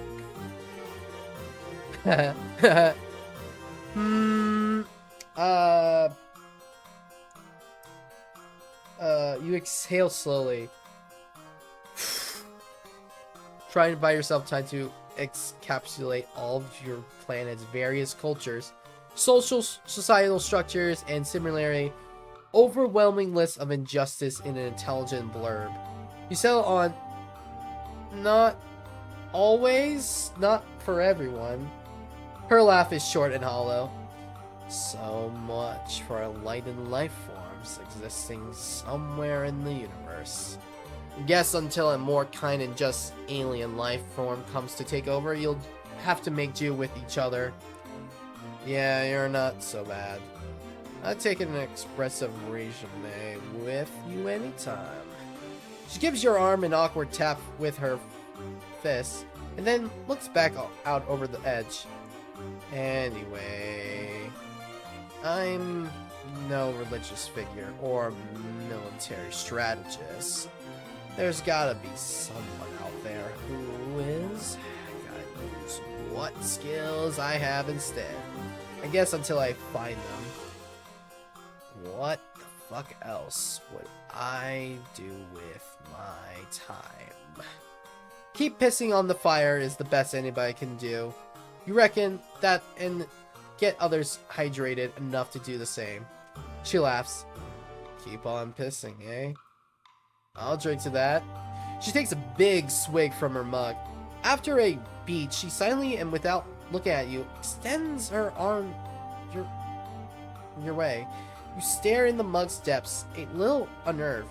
It doesn't look like viscera, but you've been burned before. It won't kill you. Ah, my eye. Hang on. Ah. My eye. Okay, I'm good. I'm good. It won't kill you. I'm not sure what it will do, but this is, truthfully, if nothing else, so bottoms up. What the fuck? It's water? Zia grins and taps her temple with a claw. Gotta give the people something. Otherwise, they might think I'm the way I am on my own. Then where would we be? You don't know. Letting people in can be helpful. You know sometimes. Shh. Shh. I'm fine. You're not convinced. Okay. I'll admit it. It's not a bad idea to relax every once in a while. Get your priorities straight. This was a decent time. You're glad she's glad, but you mostly just talked the whole time about the same stuff that she was overwhelmed by to begin with. Does that even count? You learn a lot, but she still looks pretty wiped. As soon as you think that, she yawns. She's so driven. You shiver a bit when you imagine what she could do if she took time to rest for real. You pat the pile of blankets next to you. It's no bed or tub of super slime, for that matter, but it's gotten you through enough. She looks warily at it and yawns again. I guess my Lusus and my mate Sprit will just think I'm at a book hive anyway. One little nap won't hurt. I'll get up early tomorrow and reorganize our stupid busy work project. She tentatively lowers herself down into the blankets, her eyes closed for a brief second before they snap open again, glaring at you with full force. I feel like once I don't know if I was playing the game when the volumes were dropping every now and then, but the one thing for certain, I think I had probably a small crush on Zia's at the time when I saw her character and saw some fan art. Like, oh, she's cool. Oh my gosh, she's tired. She's so relatable and cool. And then I realized, oh god, she's just so burnt out. We need to help her. Like, good for her. She's got a girlfriend. Good for her. She tentatively lowers herself down into the blankets. Her eyes close for a brief second before they snap open again, glaring at you with full force. Don't doubt me either. I've got it under control. Oh, you have zero doubts in her abilities, you say. She curls back up against herself, and small rattle of contentedness shakes in her throat. Out in the distance, the blaze has dimmed into a thin plume of smoke. Hope whoever's hive it was, it's okay. Not sleepy, so you'll keep watch to make sure she gets up by sunrise. You tilt your head back and look up at the unfamiliar constellations. Your head feels full. It's intense. And not exactly what you call happy, but you know you're feeling it with her. And that's far from nothing. Nap time! Get plenty of rest, people.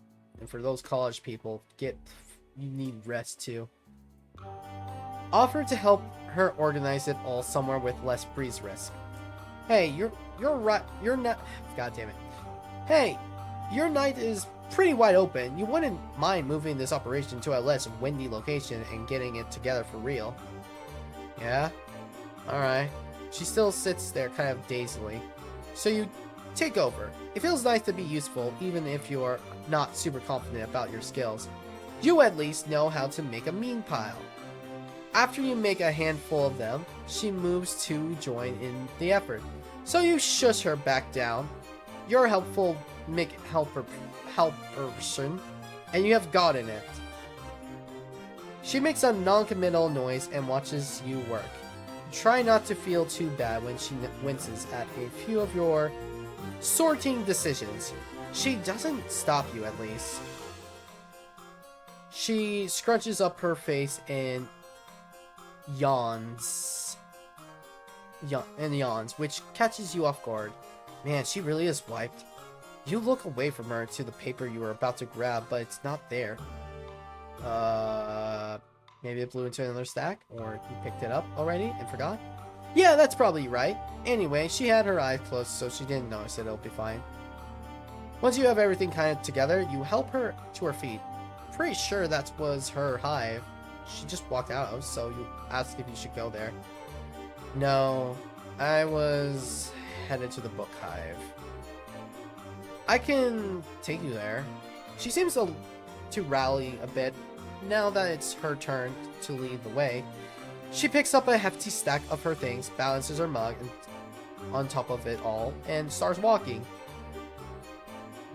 Move it or lose it. It being the opportunity to engage in some really tedious micromanagement. There's no chance to be had. Really, move it. The Book Hive is an imposing building, and inside are a series of rooms opening off a central atrium.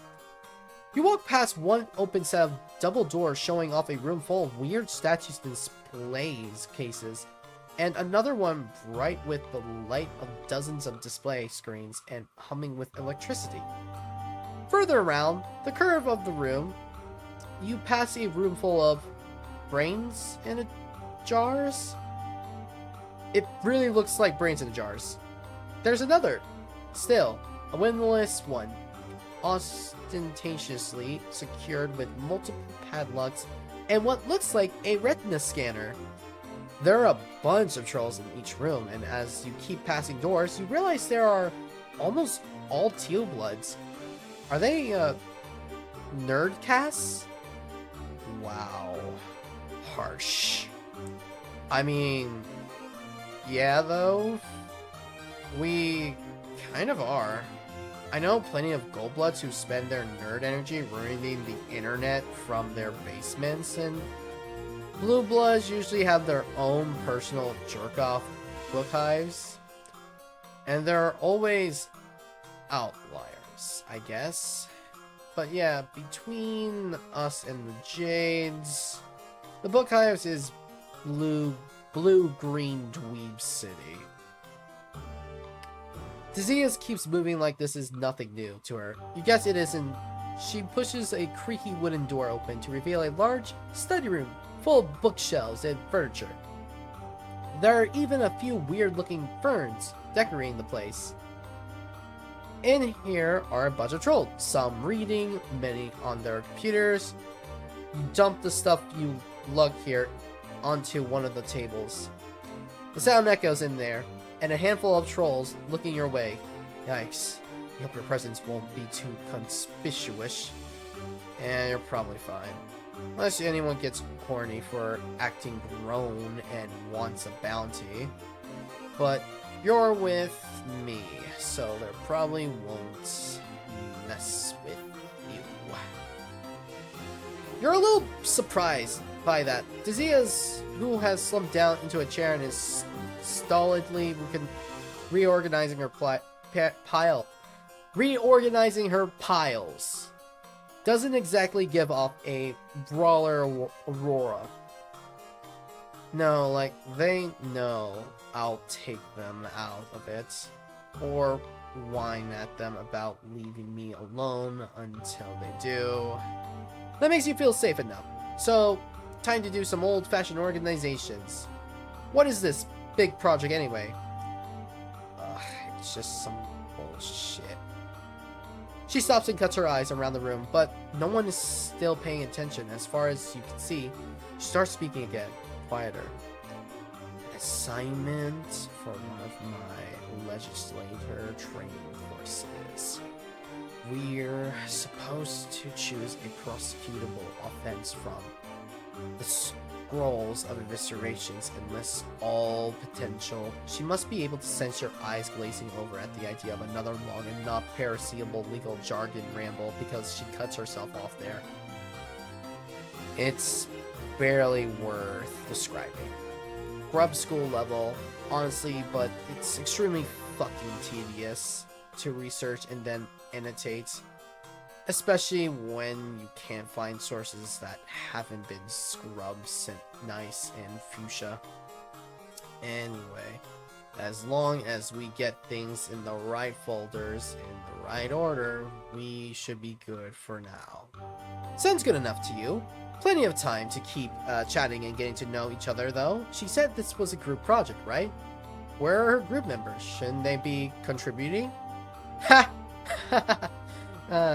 Like I let them. Just kidding. I'm very good at allowing people to help me. She grits her teeth and nods at you, masterfully, setting aside the papers labeled with the letter that looks like a little microscope. Case in point. Anyway, they did their best. They did their parts already. I just want to make sure to add the finishing touches. Rather than you hear approaching footsteps, it had better not be some hype blood you got to take out. You mean, you'll do it if you have to. It's tried and true. You're just not sure how well this dynamic duo would fare in that case. You stop scanning the room for potential bludgeoning and material when you see Tazia's expression go from regular tired to tired and annoyed, but not in fear of mortal peril. So just fucking annoyed. Hear him speak right as you start to turn. How the mighty fall, and into a mud puddle it seems. Tagora! At least my associate seems to be picking up after fairly efficiently. Fuck up, Sorgor. We'll have it together in time. You're sure you don't require any assistance? I'd have to raise my rates from my original offer, but you know it still stands. You did your part already, so spare me both your sale pitch and your company before you give me a second acid tube ulcer. Alright, you need to do those final edits of yours. Subtextual anti-establishment agendas don't insert themselves after all. Suit yourself. See you in class. They give each other an identical but inscrutable hand signal. If the huff of perturbation from a nearby jade is any indication, it's gotta be something vulgar. Perish. Perish. He smirks and raises his eyebrows at you as he turns to go. Come by later? You nod. You open your mouth to be nosy, but Dazia sees it coming a mile away. What? Never had a class friend? Someone who does good work but is miserable to hang out with?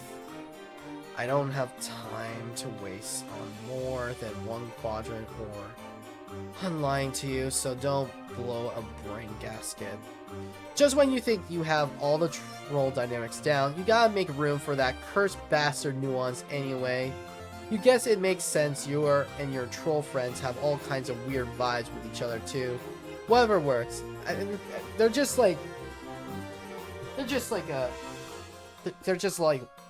law firm friends. Just yeah, we know each other. We can be chill with each other. Just on the floor, it's straight through to the throats.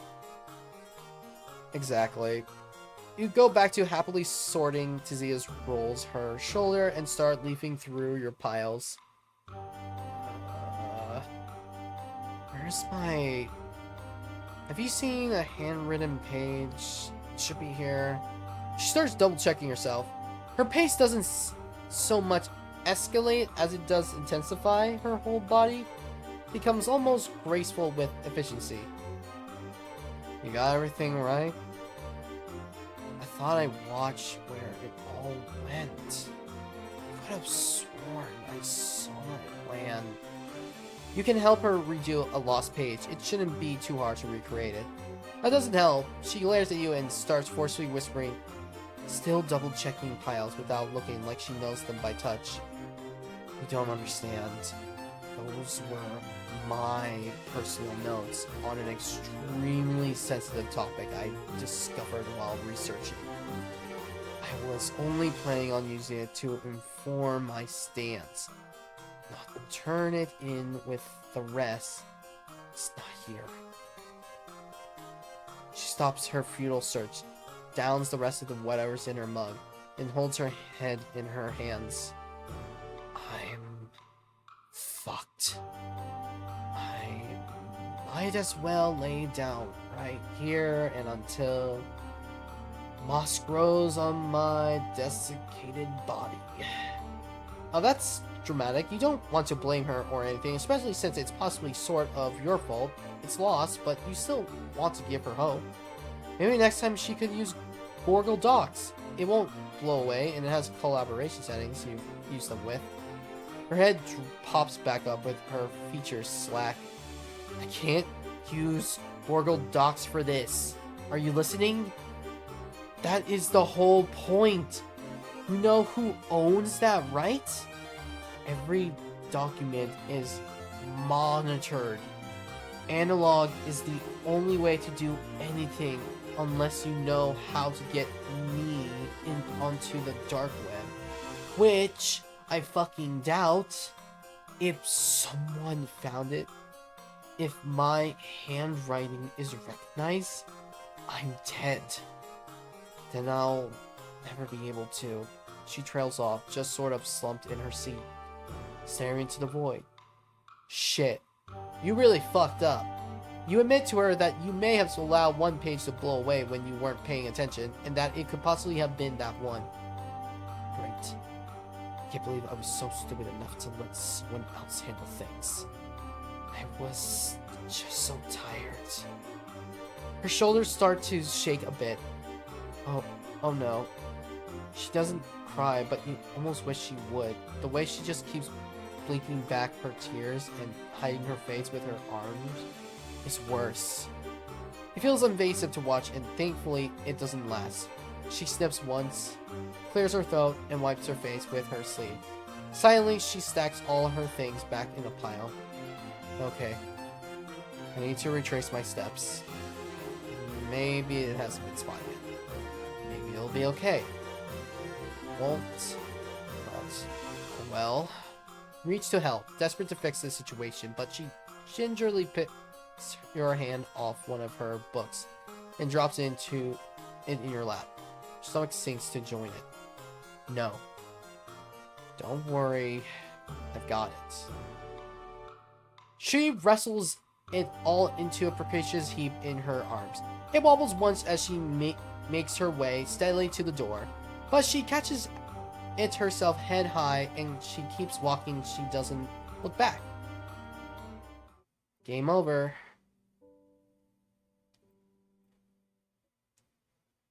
Poor Zeus.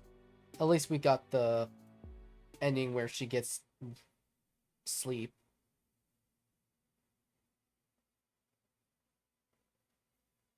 Okay, okay.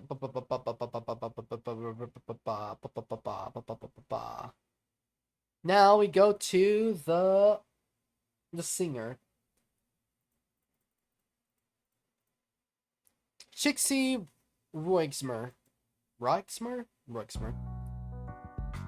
Your point is, you need a wardrobe change. You should have asked Elward for one of her rad leather jackets. You could easily really make one of those work.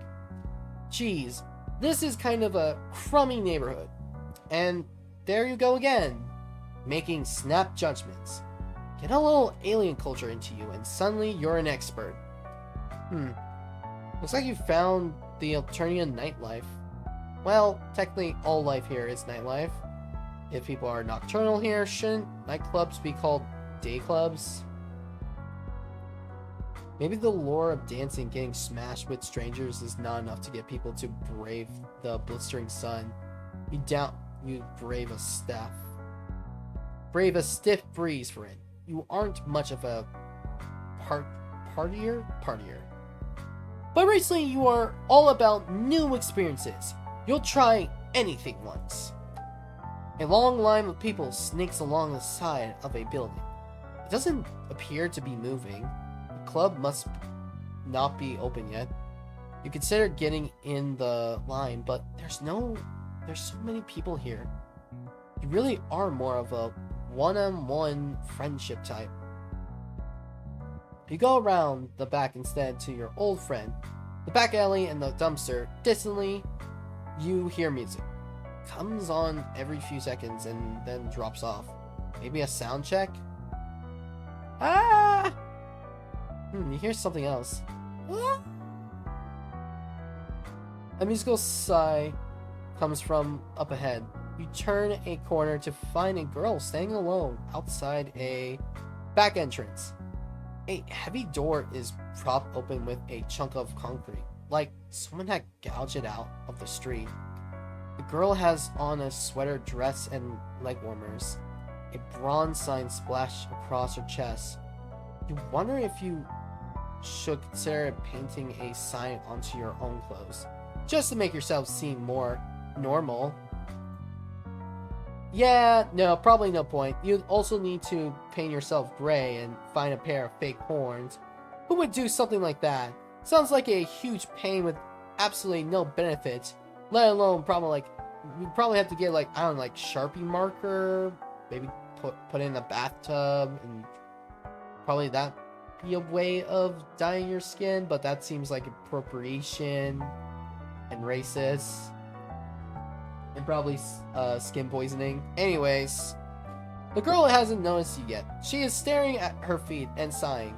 Also, she's making weird little whoops and clicking noises, or singing a few bars of wordless notes, starting low and then climbing up high. Wow, it sounds pretty good. The enclosed space between the alley walls makes it seem like it's coming from all directions. Maybe you should just leave? She looks busy, but then another troll sticks their head around the open door, shooting the girl an unkind look and kicking the cement block's doorstep away. Oh heck.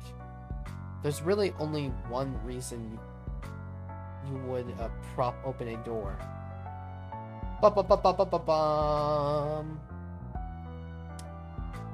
the door before it closes, stand there like an asshole.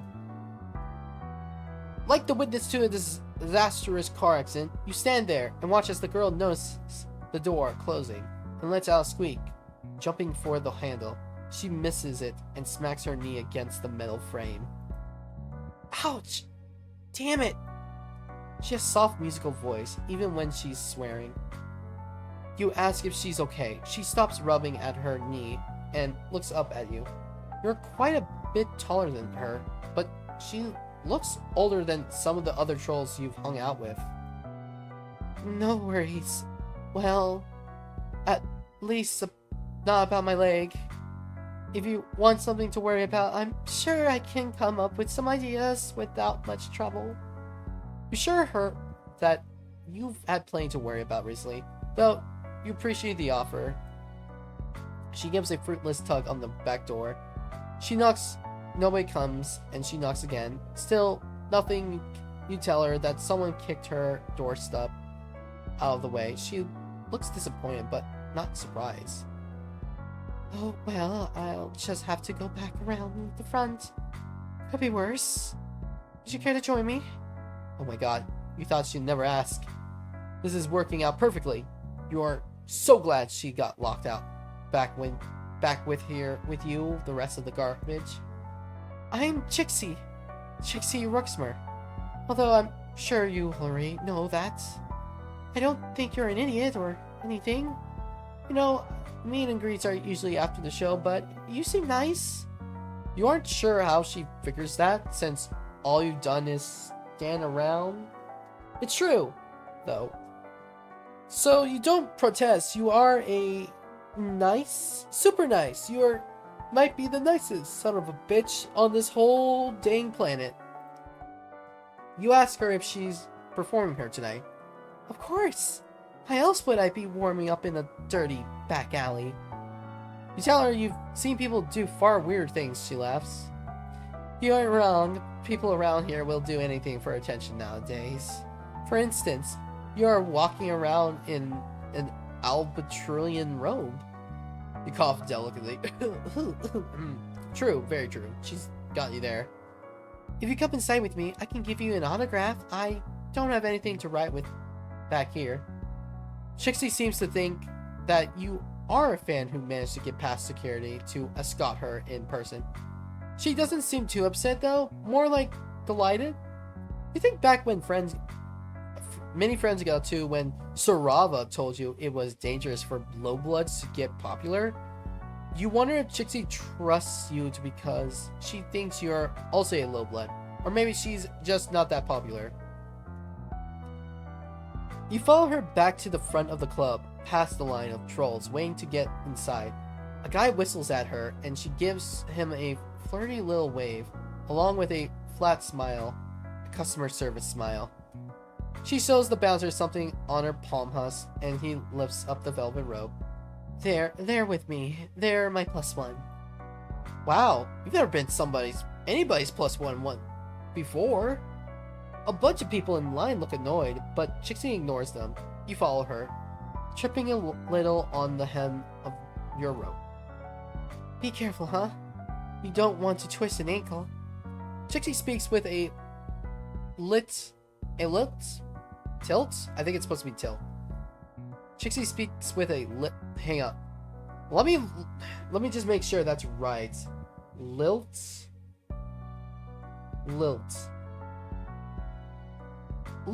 a characteristic rising and falling of the voice when speaking. A pleasant, gentle accent.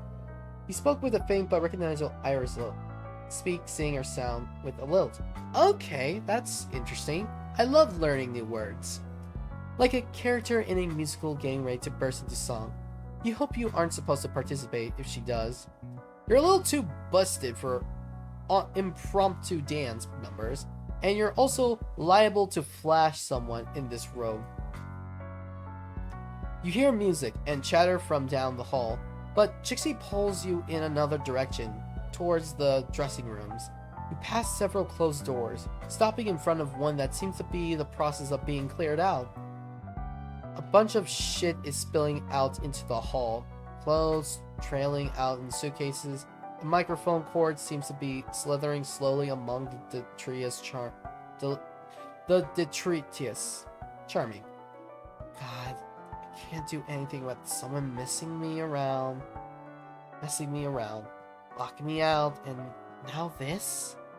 Who did this? I'm seriously out for blood tonight. Looks like someone commanded her dressing room while she was out, as well as toss all her shit out into the hall.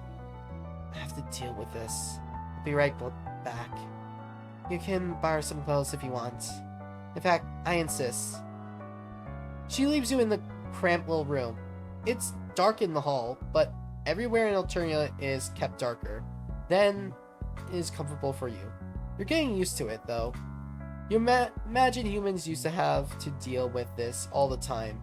Back before electricity provided, they didn't die immediately of, like, dysentery. You flick out an outline of white bulbs around the mirror. Oh wow, even in soft, flattering light, you look like an A-grade free-range disaster. Tagori's expensive rainbow drinker serum has rubbed off, and now you're mostly just dusty. You wade through a couple of Chixie's suitcases, but everything here is too small for you. There's a couple of sweater dresses and a hoodie that might fit, but without a pair of pants, that's gonna get real scandalous real fast. The only thing you find that works in the whole damn dressing room is a floaty purple dress hanging on the back of the door. Definitely not your style. You never would wear anything like this at home. But fuck it, roll with the punches, right? And not just in violence ways, fashion ways.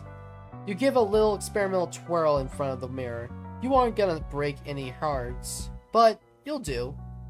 You actually kind of dig it. You are busy admiring yourself when Trixie comes back. She sniffles sharply and there are tear tracks on her face, but she isn't crying anymore.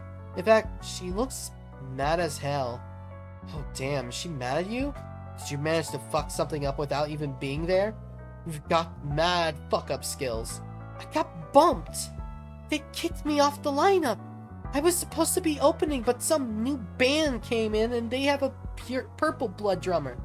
So the club owner let them take my place. God damn, rapist. I thought we killed him. Of course, this is how it always goes. Gosh, she looks so sad. Time to break out your finely tuned, comforting muscles. But before you can get those guns out, someone oozes up to the two of you. Someone you recognize. Oh fuck! God, I wish I had Bard here still. I wish I had Bard still around, but oh well. Oh, incredible, Miss Roxamer. Roxamer? What are the odds? Must be fate. Well, you chirped that you were coming to the show, so I guess the odds were pretty good. Zebra doesn't let this dim his sparkle. He isn't the type of guy that let facts get in the way. He hasn't even noticed you. He's too busy kissing the back of Chixie's hand. Looking good, baby. I'm kind of a mess. I've been crying. Well, crying looks good on you. Zebra finally glances your way and does an extremely exaggerated double take. Wow, damn. I didn't even recognize you. You clean up really nice, you know. You haven't cleaned up at all. Really, you haven't bathed since Tagora's fancy Alblucian trap. All you've done is put on a slinky dress. It's not like you aren't happy to see Zebra. You are. Not really. He's one of your many success stories. He's just, you know, the kind of friend you want to think back on fondly from time to time, remembering the good times. Yeah, not necessarily the kind you want to hang out with or have hang all over you. Like, he is fighting right now. Chixie looks at his arm around your shoulder and seems momentarily annoyed. Then her expression skips a couple tracks and hits back on neutral. So you've met. Where? Online? In a forum? Can I join? Not in the forum. Unless you're talking about the forum alive. He winks. Fate just keeps bringing us together, doesn't it? Just like you and me, Chixie baby. Chixie laughs. Ha! Ha ha ha! Ha! Now that she's gotten over her surprise, her entire demeanor has changed. Her body language has relaxed and she keeps biting her lip. She looks like an actor demonstrating bashful on command. Zebra is eating it up. It was really nice of you to post about my EP on your blog. I got a lot of listens from that. Babe, have I ever told you that I think you're so strong? Seriously, low blood girls are so strong. Chixie laughs again. It sounds painful. Ha! Yeah. God, this is awful. Maybe once or twice. I love your new stuff. That one song, Poisonous Moon or whatever. Bloody Song? Right, yeah, exactly. Exactly. Real good stuff, sweetheart. I can't wait to hear you more tonight. Alright, he doesn't know Chixie got bumped. Chixie meets your eyes. She seems to be trying to communicate something entirely using her eyebrows. Get rid of this one. Tell Zero that Chixie isn't going to get performed. Mind your damn business. Tell Zebra that Chixie isn't going to get performed. You tell Zebra about the higher cast trolls coming in and taking Chixie's place. She starts making a frantic motions behind Zebra's back and shaking her head, but immediately stops when he turns to look at her. That true, babe? It's not a big deal. This sort of stuff happens in the business all the time, or so people tell me. Don't worry about it. No, I am worried.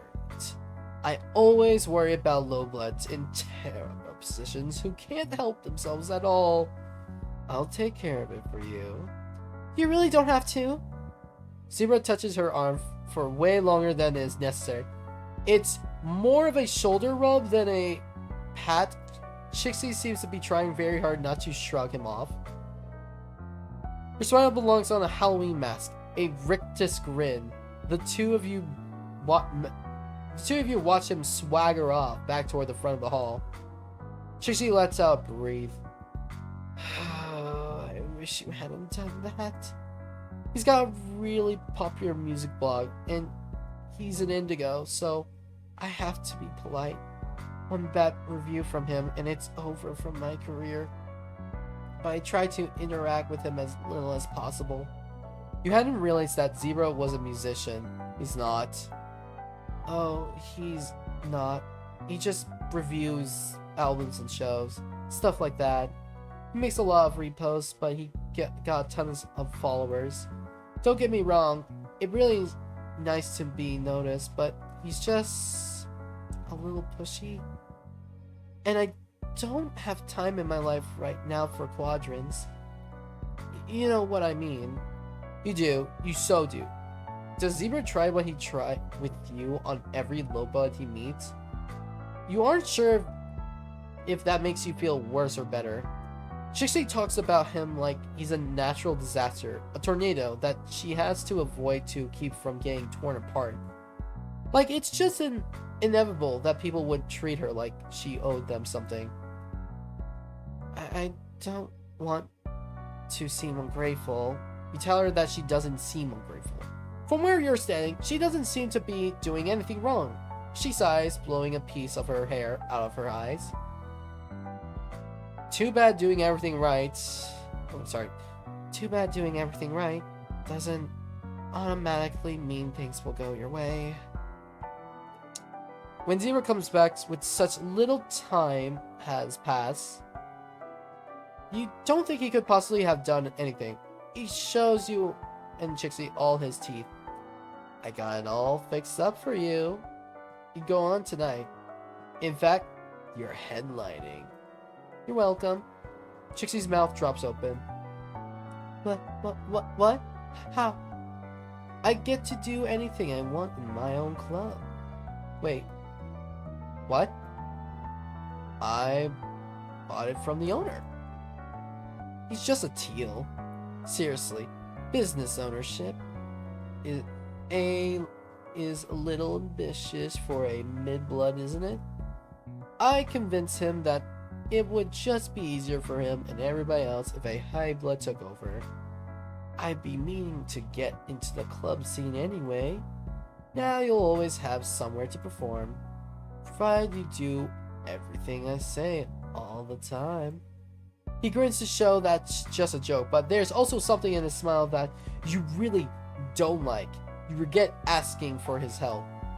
So does Chixie, apparently. She gets right in your face. Nice work. Now I owe him even more than before. This is the only club around here that will let low-blood solo acts perform. You can find your own way out, can't you? Game over. Ah, shit. Your boss is this asshole. Great. My bad. Sorry. Yeah.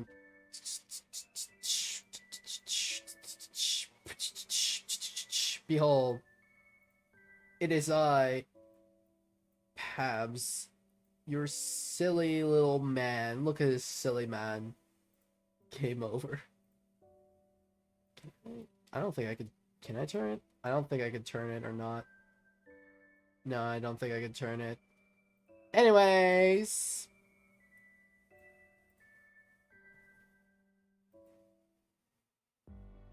Yeah, let me look up. Before we go back to him, let's go back over here.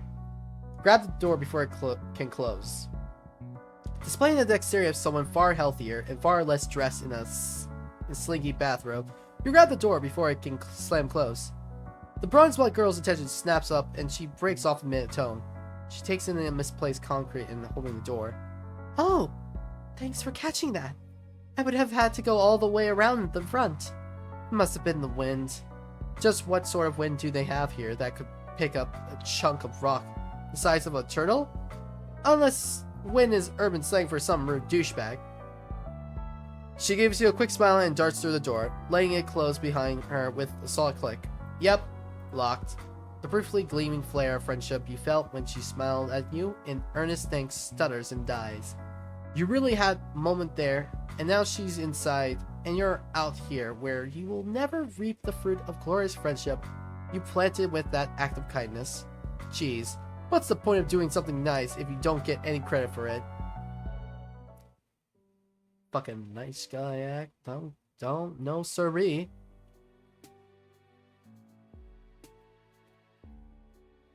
Okay, now let's not tell Zebra shit. No one tells him any bullshit, okay? We don't want this man to deal any shit. Mind your own damn business. You follow Trixie's lead and don't say anything. Zebra will find out pretty soon anyway, then the show starts and Trixie doesn't get on stage. He takes off, saying he's gonna go get a spot in the pit. There's no pit here. Her earnest, polite look drops as soon as Zebra's out of sight. She's letting you see all the bits of herself that she has to hide from other people. You wonder if it's because you don't matter that much or because she can sense your trustworthy nature.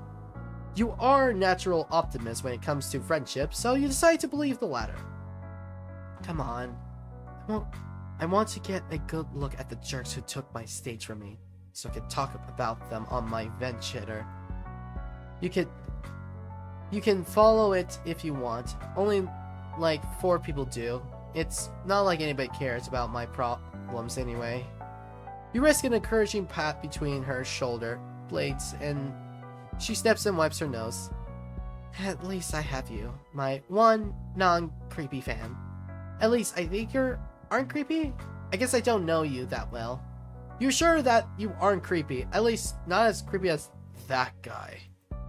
Trixie starts to respond, but then breaks off. Her voice sticks in her throat, like she swallowed a bug.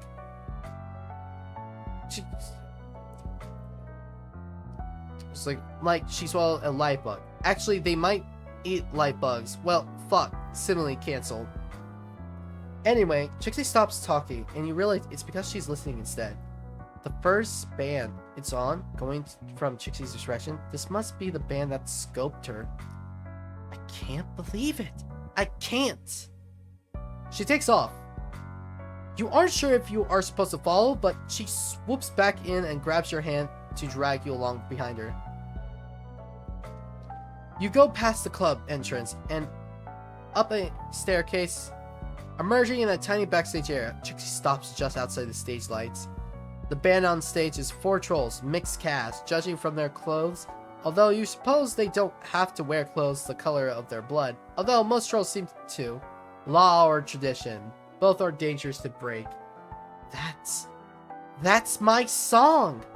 They didn't just steal my set, they stole my set list! Her cheeks flush and ruddy brown, and she shakes with rage. She begins singing along with them. Twist and pull, breathe the terror of life on hell, spines and gore, forth and more, and this nightmare island spell. Air is above, blight below? I'm knocking on your hive's front door. Love me please, I abhor. It has kind of a twangy country feel to it, except it's about murder, or maybe love? You can't tell. It just doesn't really fit the band on stage's vibe. It doesn't really fit Chixie's either, but then again, you haven't seen her before. Maybe she's really different when she gets in a spotlight. She's crying now, tears streaming down her face as she sings. It's all over. Nobody's going to believe I wrote this music. Some little dirt blood country girl. Remember that Saraba told you about high bloods stealing their music and acting like they wrote it. God, that's so unfair. You know what? Fuck those guys. That sucks. Where's the bar? You should do. That sucks. Where's the bar? Trixie looks up at you like she's only just remembering she is in the physical body and not simply an amorphous blob of pure sentence. There's a cluster of bottles on the nearby amp. God, more Faygo. Of all the brands that could cross galaxies, of course it had to be Faygo. Trixie grabs what looks like a liquor bottle. Right here? Come on. Not even my vent shitter's enough for this. Back in the dressing room, Trixie unpens several suitcases onto the floor, mixing her stuff with the other performers. Her give-a-shit-o-meter is down in the red, apparently. She flops down in the pile she's made and takes a huge gulp out of the bottle. Wow. Have some. It's awful. Encouraging. Come on. It's gross, but it won't kill you. You wish people would stop promising you that. So far, it's been true, but you still don't trust it. She takes another drink and hiccups, then holds the bottle out for you. Great. Peer pressure. Lying on the pile, sweaters with a distrust vocalist and getting wasted is exactly what you wanted to do with your evening. Trixie gives the bottle a shake. Oh well. You suck smoke out of the bug's ass and you're still here. Drop down the sweaters beside her. Trixie is dramatic, but you are disappointed to discover that she was not being dramatic about this. It is awful. Right? Have some more. You do. God, that's bad. Trixie is getting a lot tipsier than you. She's drinking faster and she's smaller than you are. Not that you know shit about troll physiology. Come on. Let's commiserate. It's hard, you know. You're not, boy do you know. The music business, I mean, especially when you're starting out, you have been visible, but you also can't look like you're showing off. You have to pretend you don't like the attention or fame, even if you do, but sometimes you have to pretend you do, like it, even if you don't. If you're a low blood, you have to watch everything you do all the time. If you're a high blood, you can do anything and everybody thinks it's awesome, but no matter what, show business sucks. You want to mention that she's the one who decided to go into it in the first place, but that would be unkind. Nobody here seems to have a job or go to school either. They all just have intensely obsessive hobbies like painting or music or meat. Instead, you tell her that you're sure she'll write more songs. Sure, and they'll just steal those too. You tell her you are sure that's not true. Shh. She attempts to put a finger up to your lips, but it gets it half up your nose instead. Ah, ow. Shish, shish. Let's get it out, please. Shish, shish, shish. Complaining time, not helpful advice time. Oh dang, you can definitely get behind that because you got some complaints. You take another swig and burns all the way down. You tell Trixie all about crash landing on a strange alien planet, the broken limbs and hard times and bad wardrobe choices. You skirt around all the amazing friends you made, though you don't want her to experience friend envy. Halfway through your harrowing story, you hear something. Trixie is passed out, drooling on your dress. Better than puking. Do trolls puke? Oh well, this isn't a vow of undying friendship, but it's not friendly. Victory?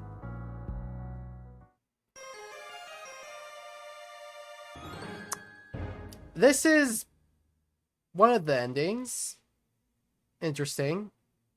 This is the complaint ending. Now for the alternative ending. You should do something. Yeah? Trixie cleanses her fist. Yeah! She reaches into her snarled mess of equipment and comes back with the microphone. That only looks like a little bit of a squirmy. Then she walks over to the costume rack and pulls down a mask. It's plain white, like the Phantom of the Opera's mask. Jarringly stark against the gaudy organic styles of most everything else on Alternia.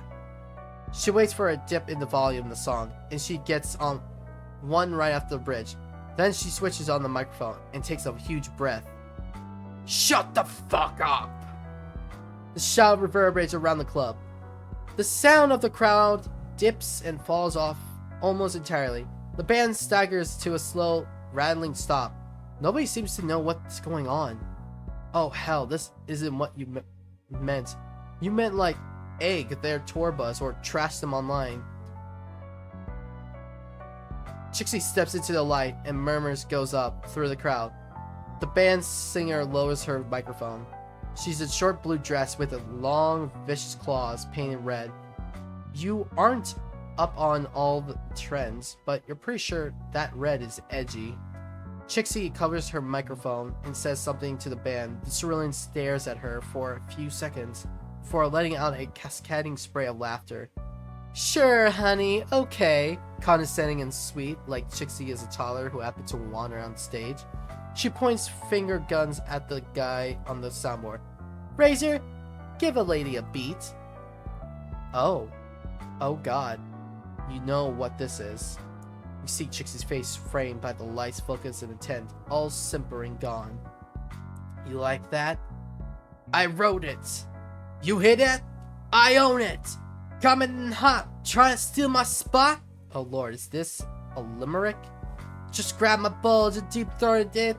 Dirty limerick, holy shit, she's really doing this thing. A rap battle, Jesus. The Cerulean girl spits some stuff back. It's kind of like basic, just general insults about Trixie's blood color and her lyrics being stale considering that she stole Trixie's song. That doesn't really fly.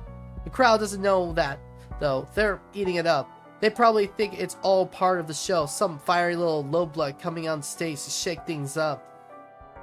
Paint your claws red, paint your mouth brown, acting like you know what it's like down here on the ground. The crowd whoops. This might be High Blood's own club, but there's definitely a lot of low bloods in the crowd. But it's imitation, I got no expectation, this is your final station. You aren't gonna hit higher than this collaboration. You aren't like a rap expert or anything, but you can definitely tell that Trixie isn't either. She gets breathless toward the ends of lines and hits some words strangely, but the crowd is really feeling her. Definitely more than they're feeling the Cerulean. Trixie's voice picks up speed and power as she gains incredible confidence, drawing energy off the crowd. You realize you're leaning forward to make sure you can catch every word. She goes through a whole list of the band's shortcomings, including their fashion sense, their talent level, and their interpersonal clusterfuck. They are apparently a pretty well-known group online. She throws in some stuff about them stealing her music, and the crowd oohs like this is a middle school cafeteria. So kill me, call the drones. It won't change a bit of what they all know. When you're a thief, what do you expect? I bet you're all square. Hey, show some respect. Trixie drops the mic. The room erupts. Holy shit. That was awesome. She just came up with all that on the fly. The Cerulean looks fierce, and another troll runs onto the stage to try to get the crowd under control. They're all chanting, Mask, mask, mask, mask, mask, mask, woo! Woo! Yeah, mask!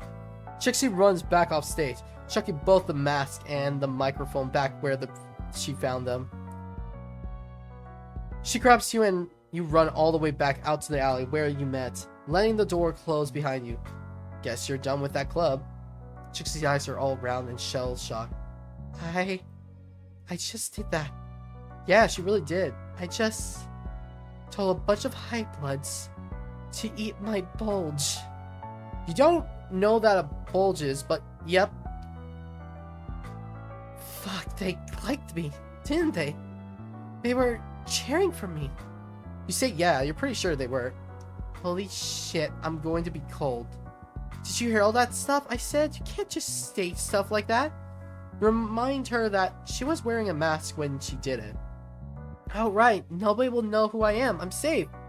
Oh, but that means nobody will know it was me. You aren't quite following. I'm not gonna get any credit after all. God, why does everything in my life have to be so metaphorically resonant? Oh, girl, you feel that. You def know what that's like. Hey, that was pretty dope. Both of you jump about a foot in the air. A low blood in a hoodie and a pair of sunglasses slashes against the brick besides the back door. Either you're seriously impaired today or he is seriously good at sneaking. You got any stuff online? He asked Trixie. She gapes at him.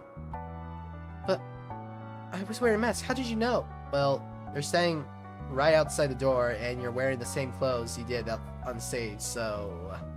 Oh, right! Clever of you! Don't worry about it. Plausible deniability, right? Catch you later. He slinks off, one hand raised in a casual, cool guy farewell.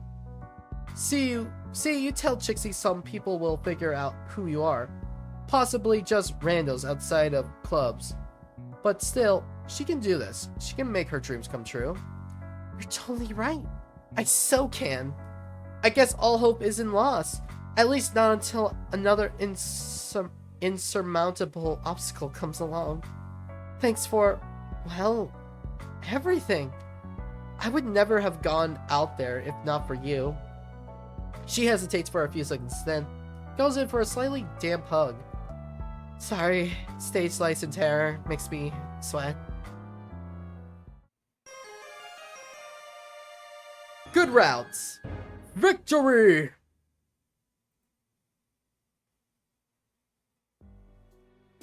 Let me check out Friends. Oh, look, check it out. The Friends.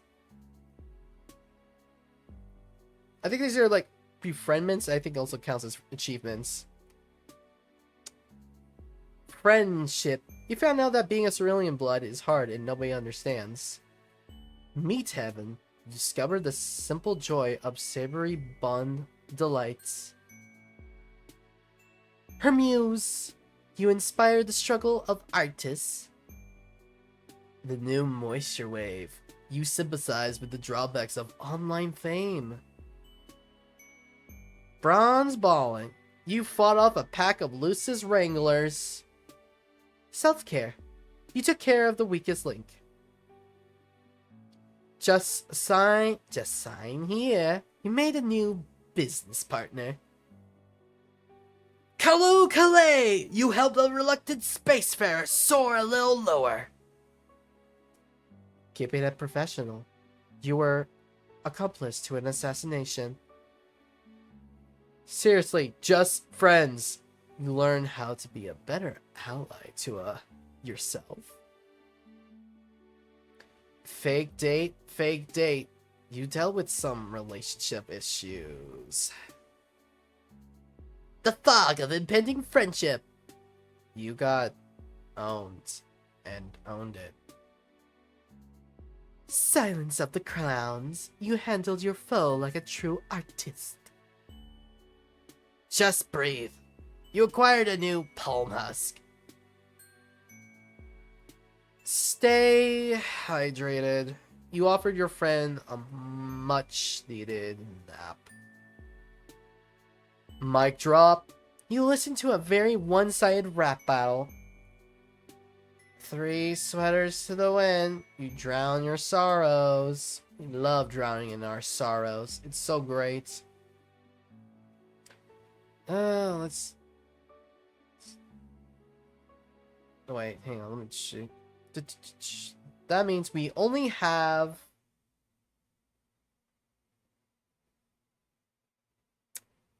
Volume 9, Volume 10, so that's 1, 2, 3, 4, 5, 6, 7, 8, 9, 10.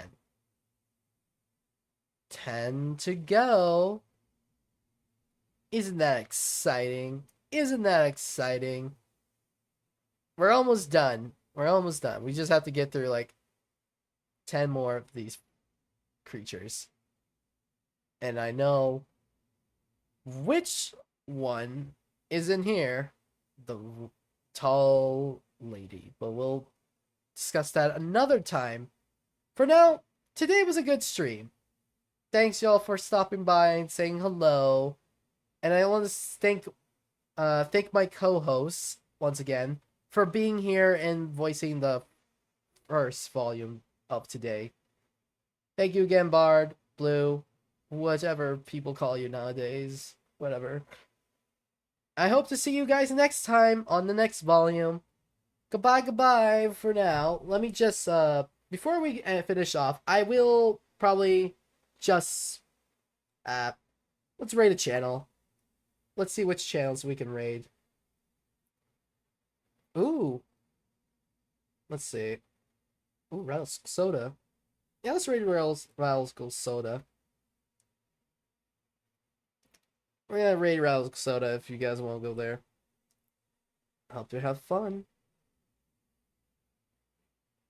Bye, goodbye. Let's raid. Have a good day, everyone.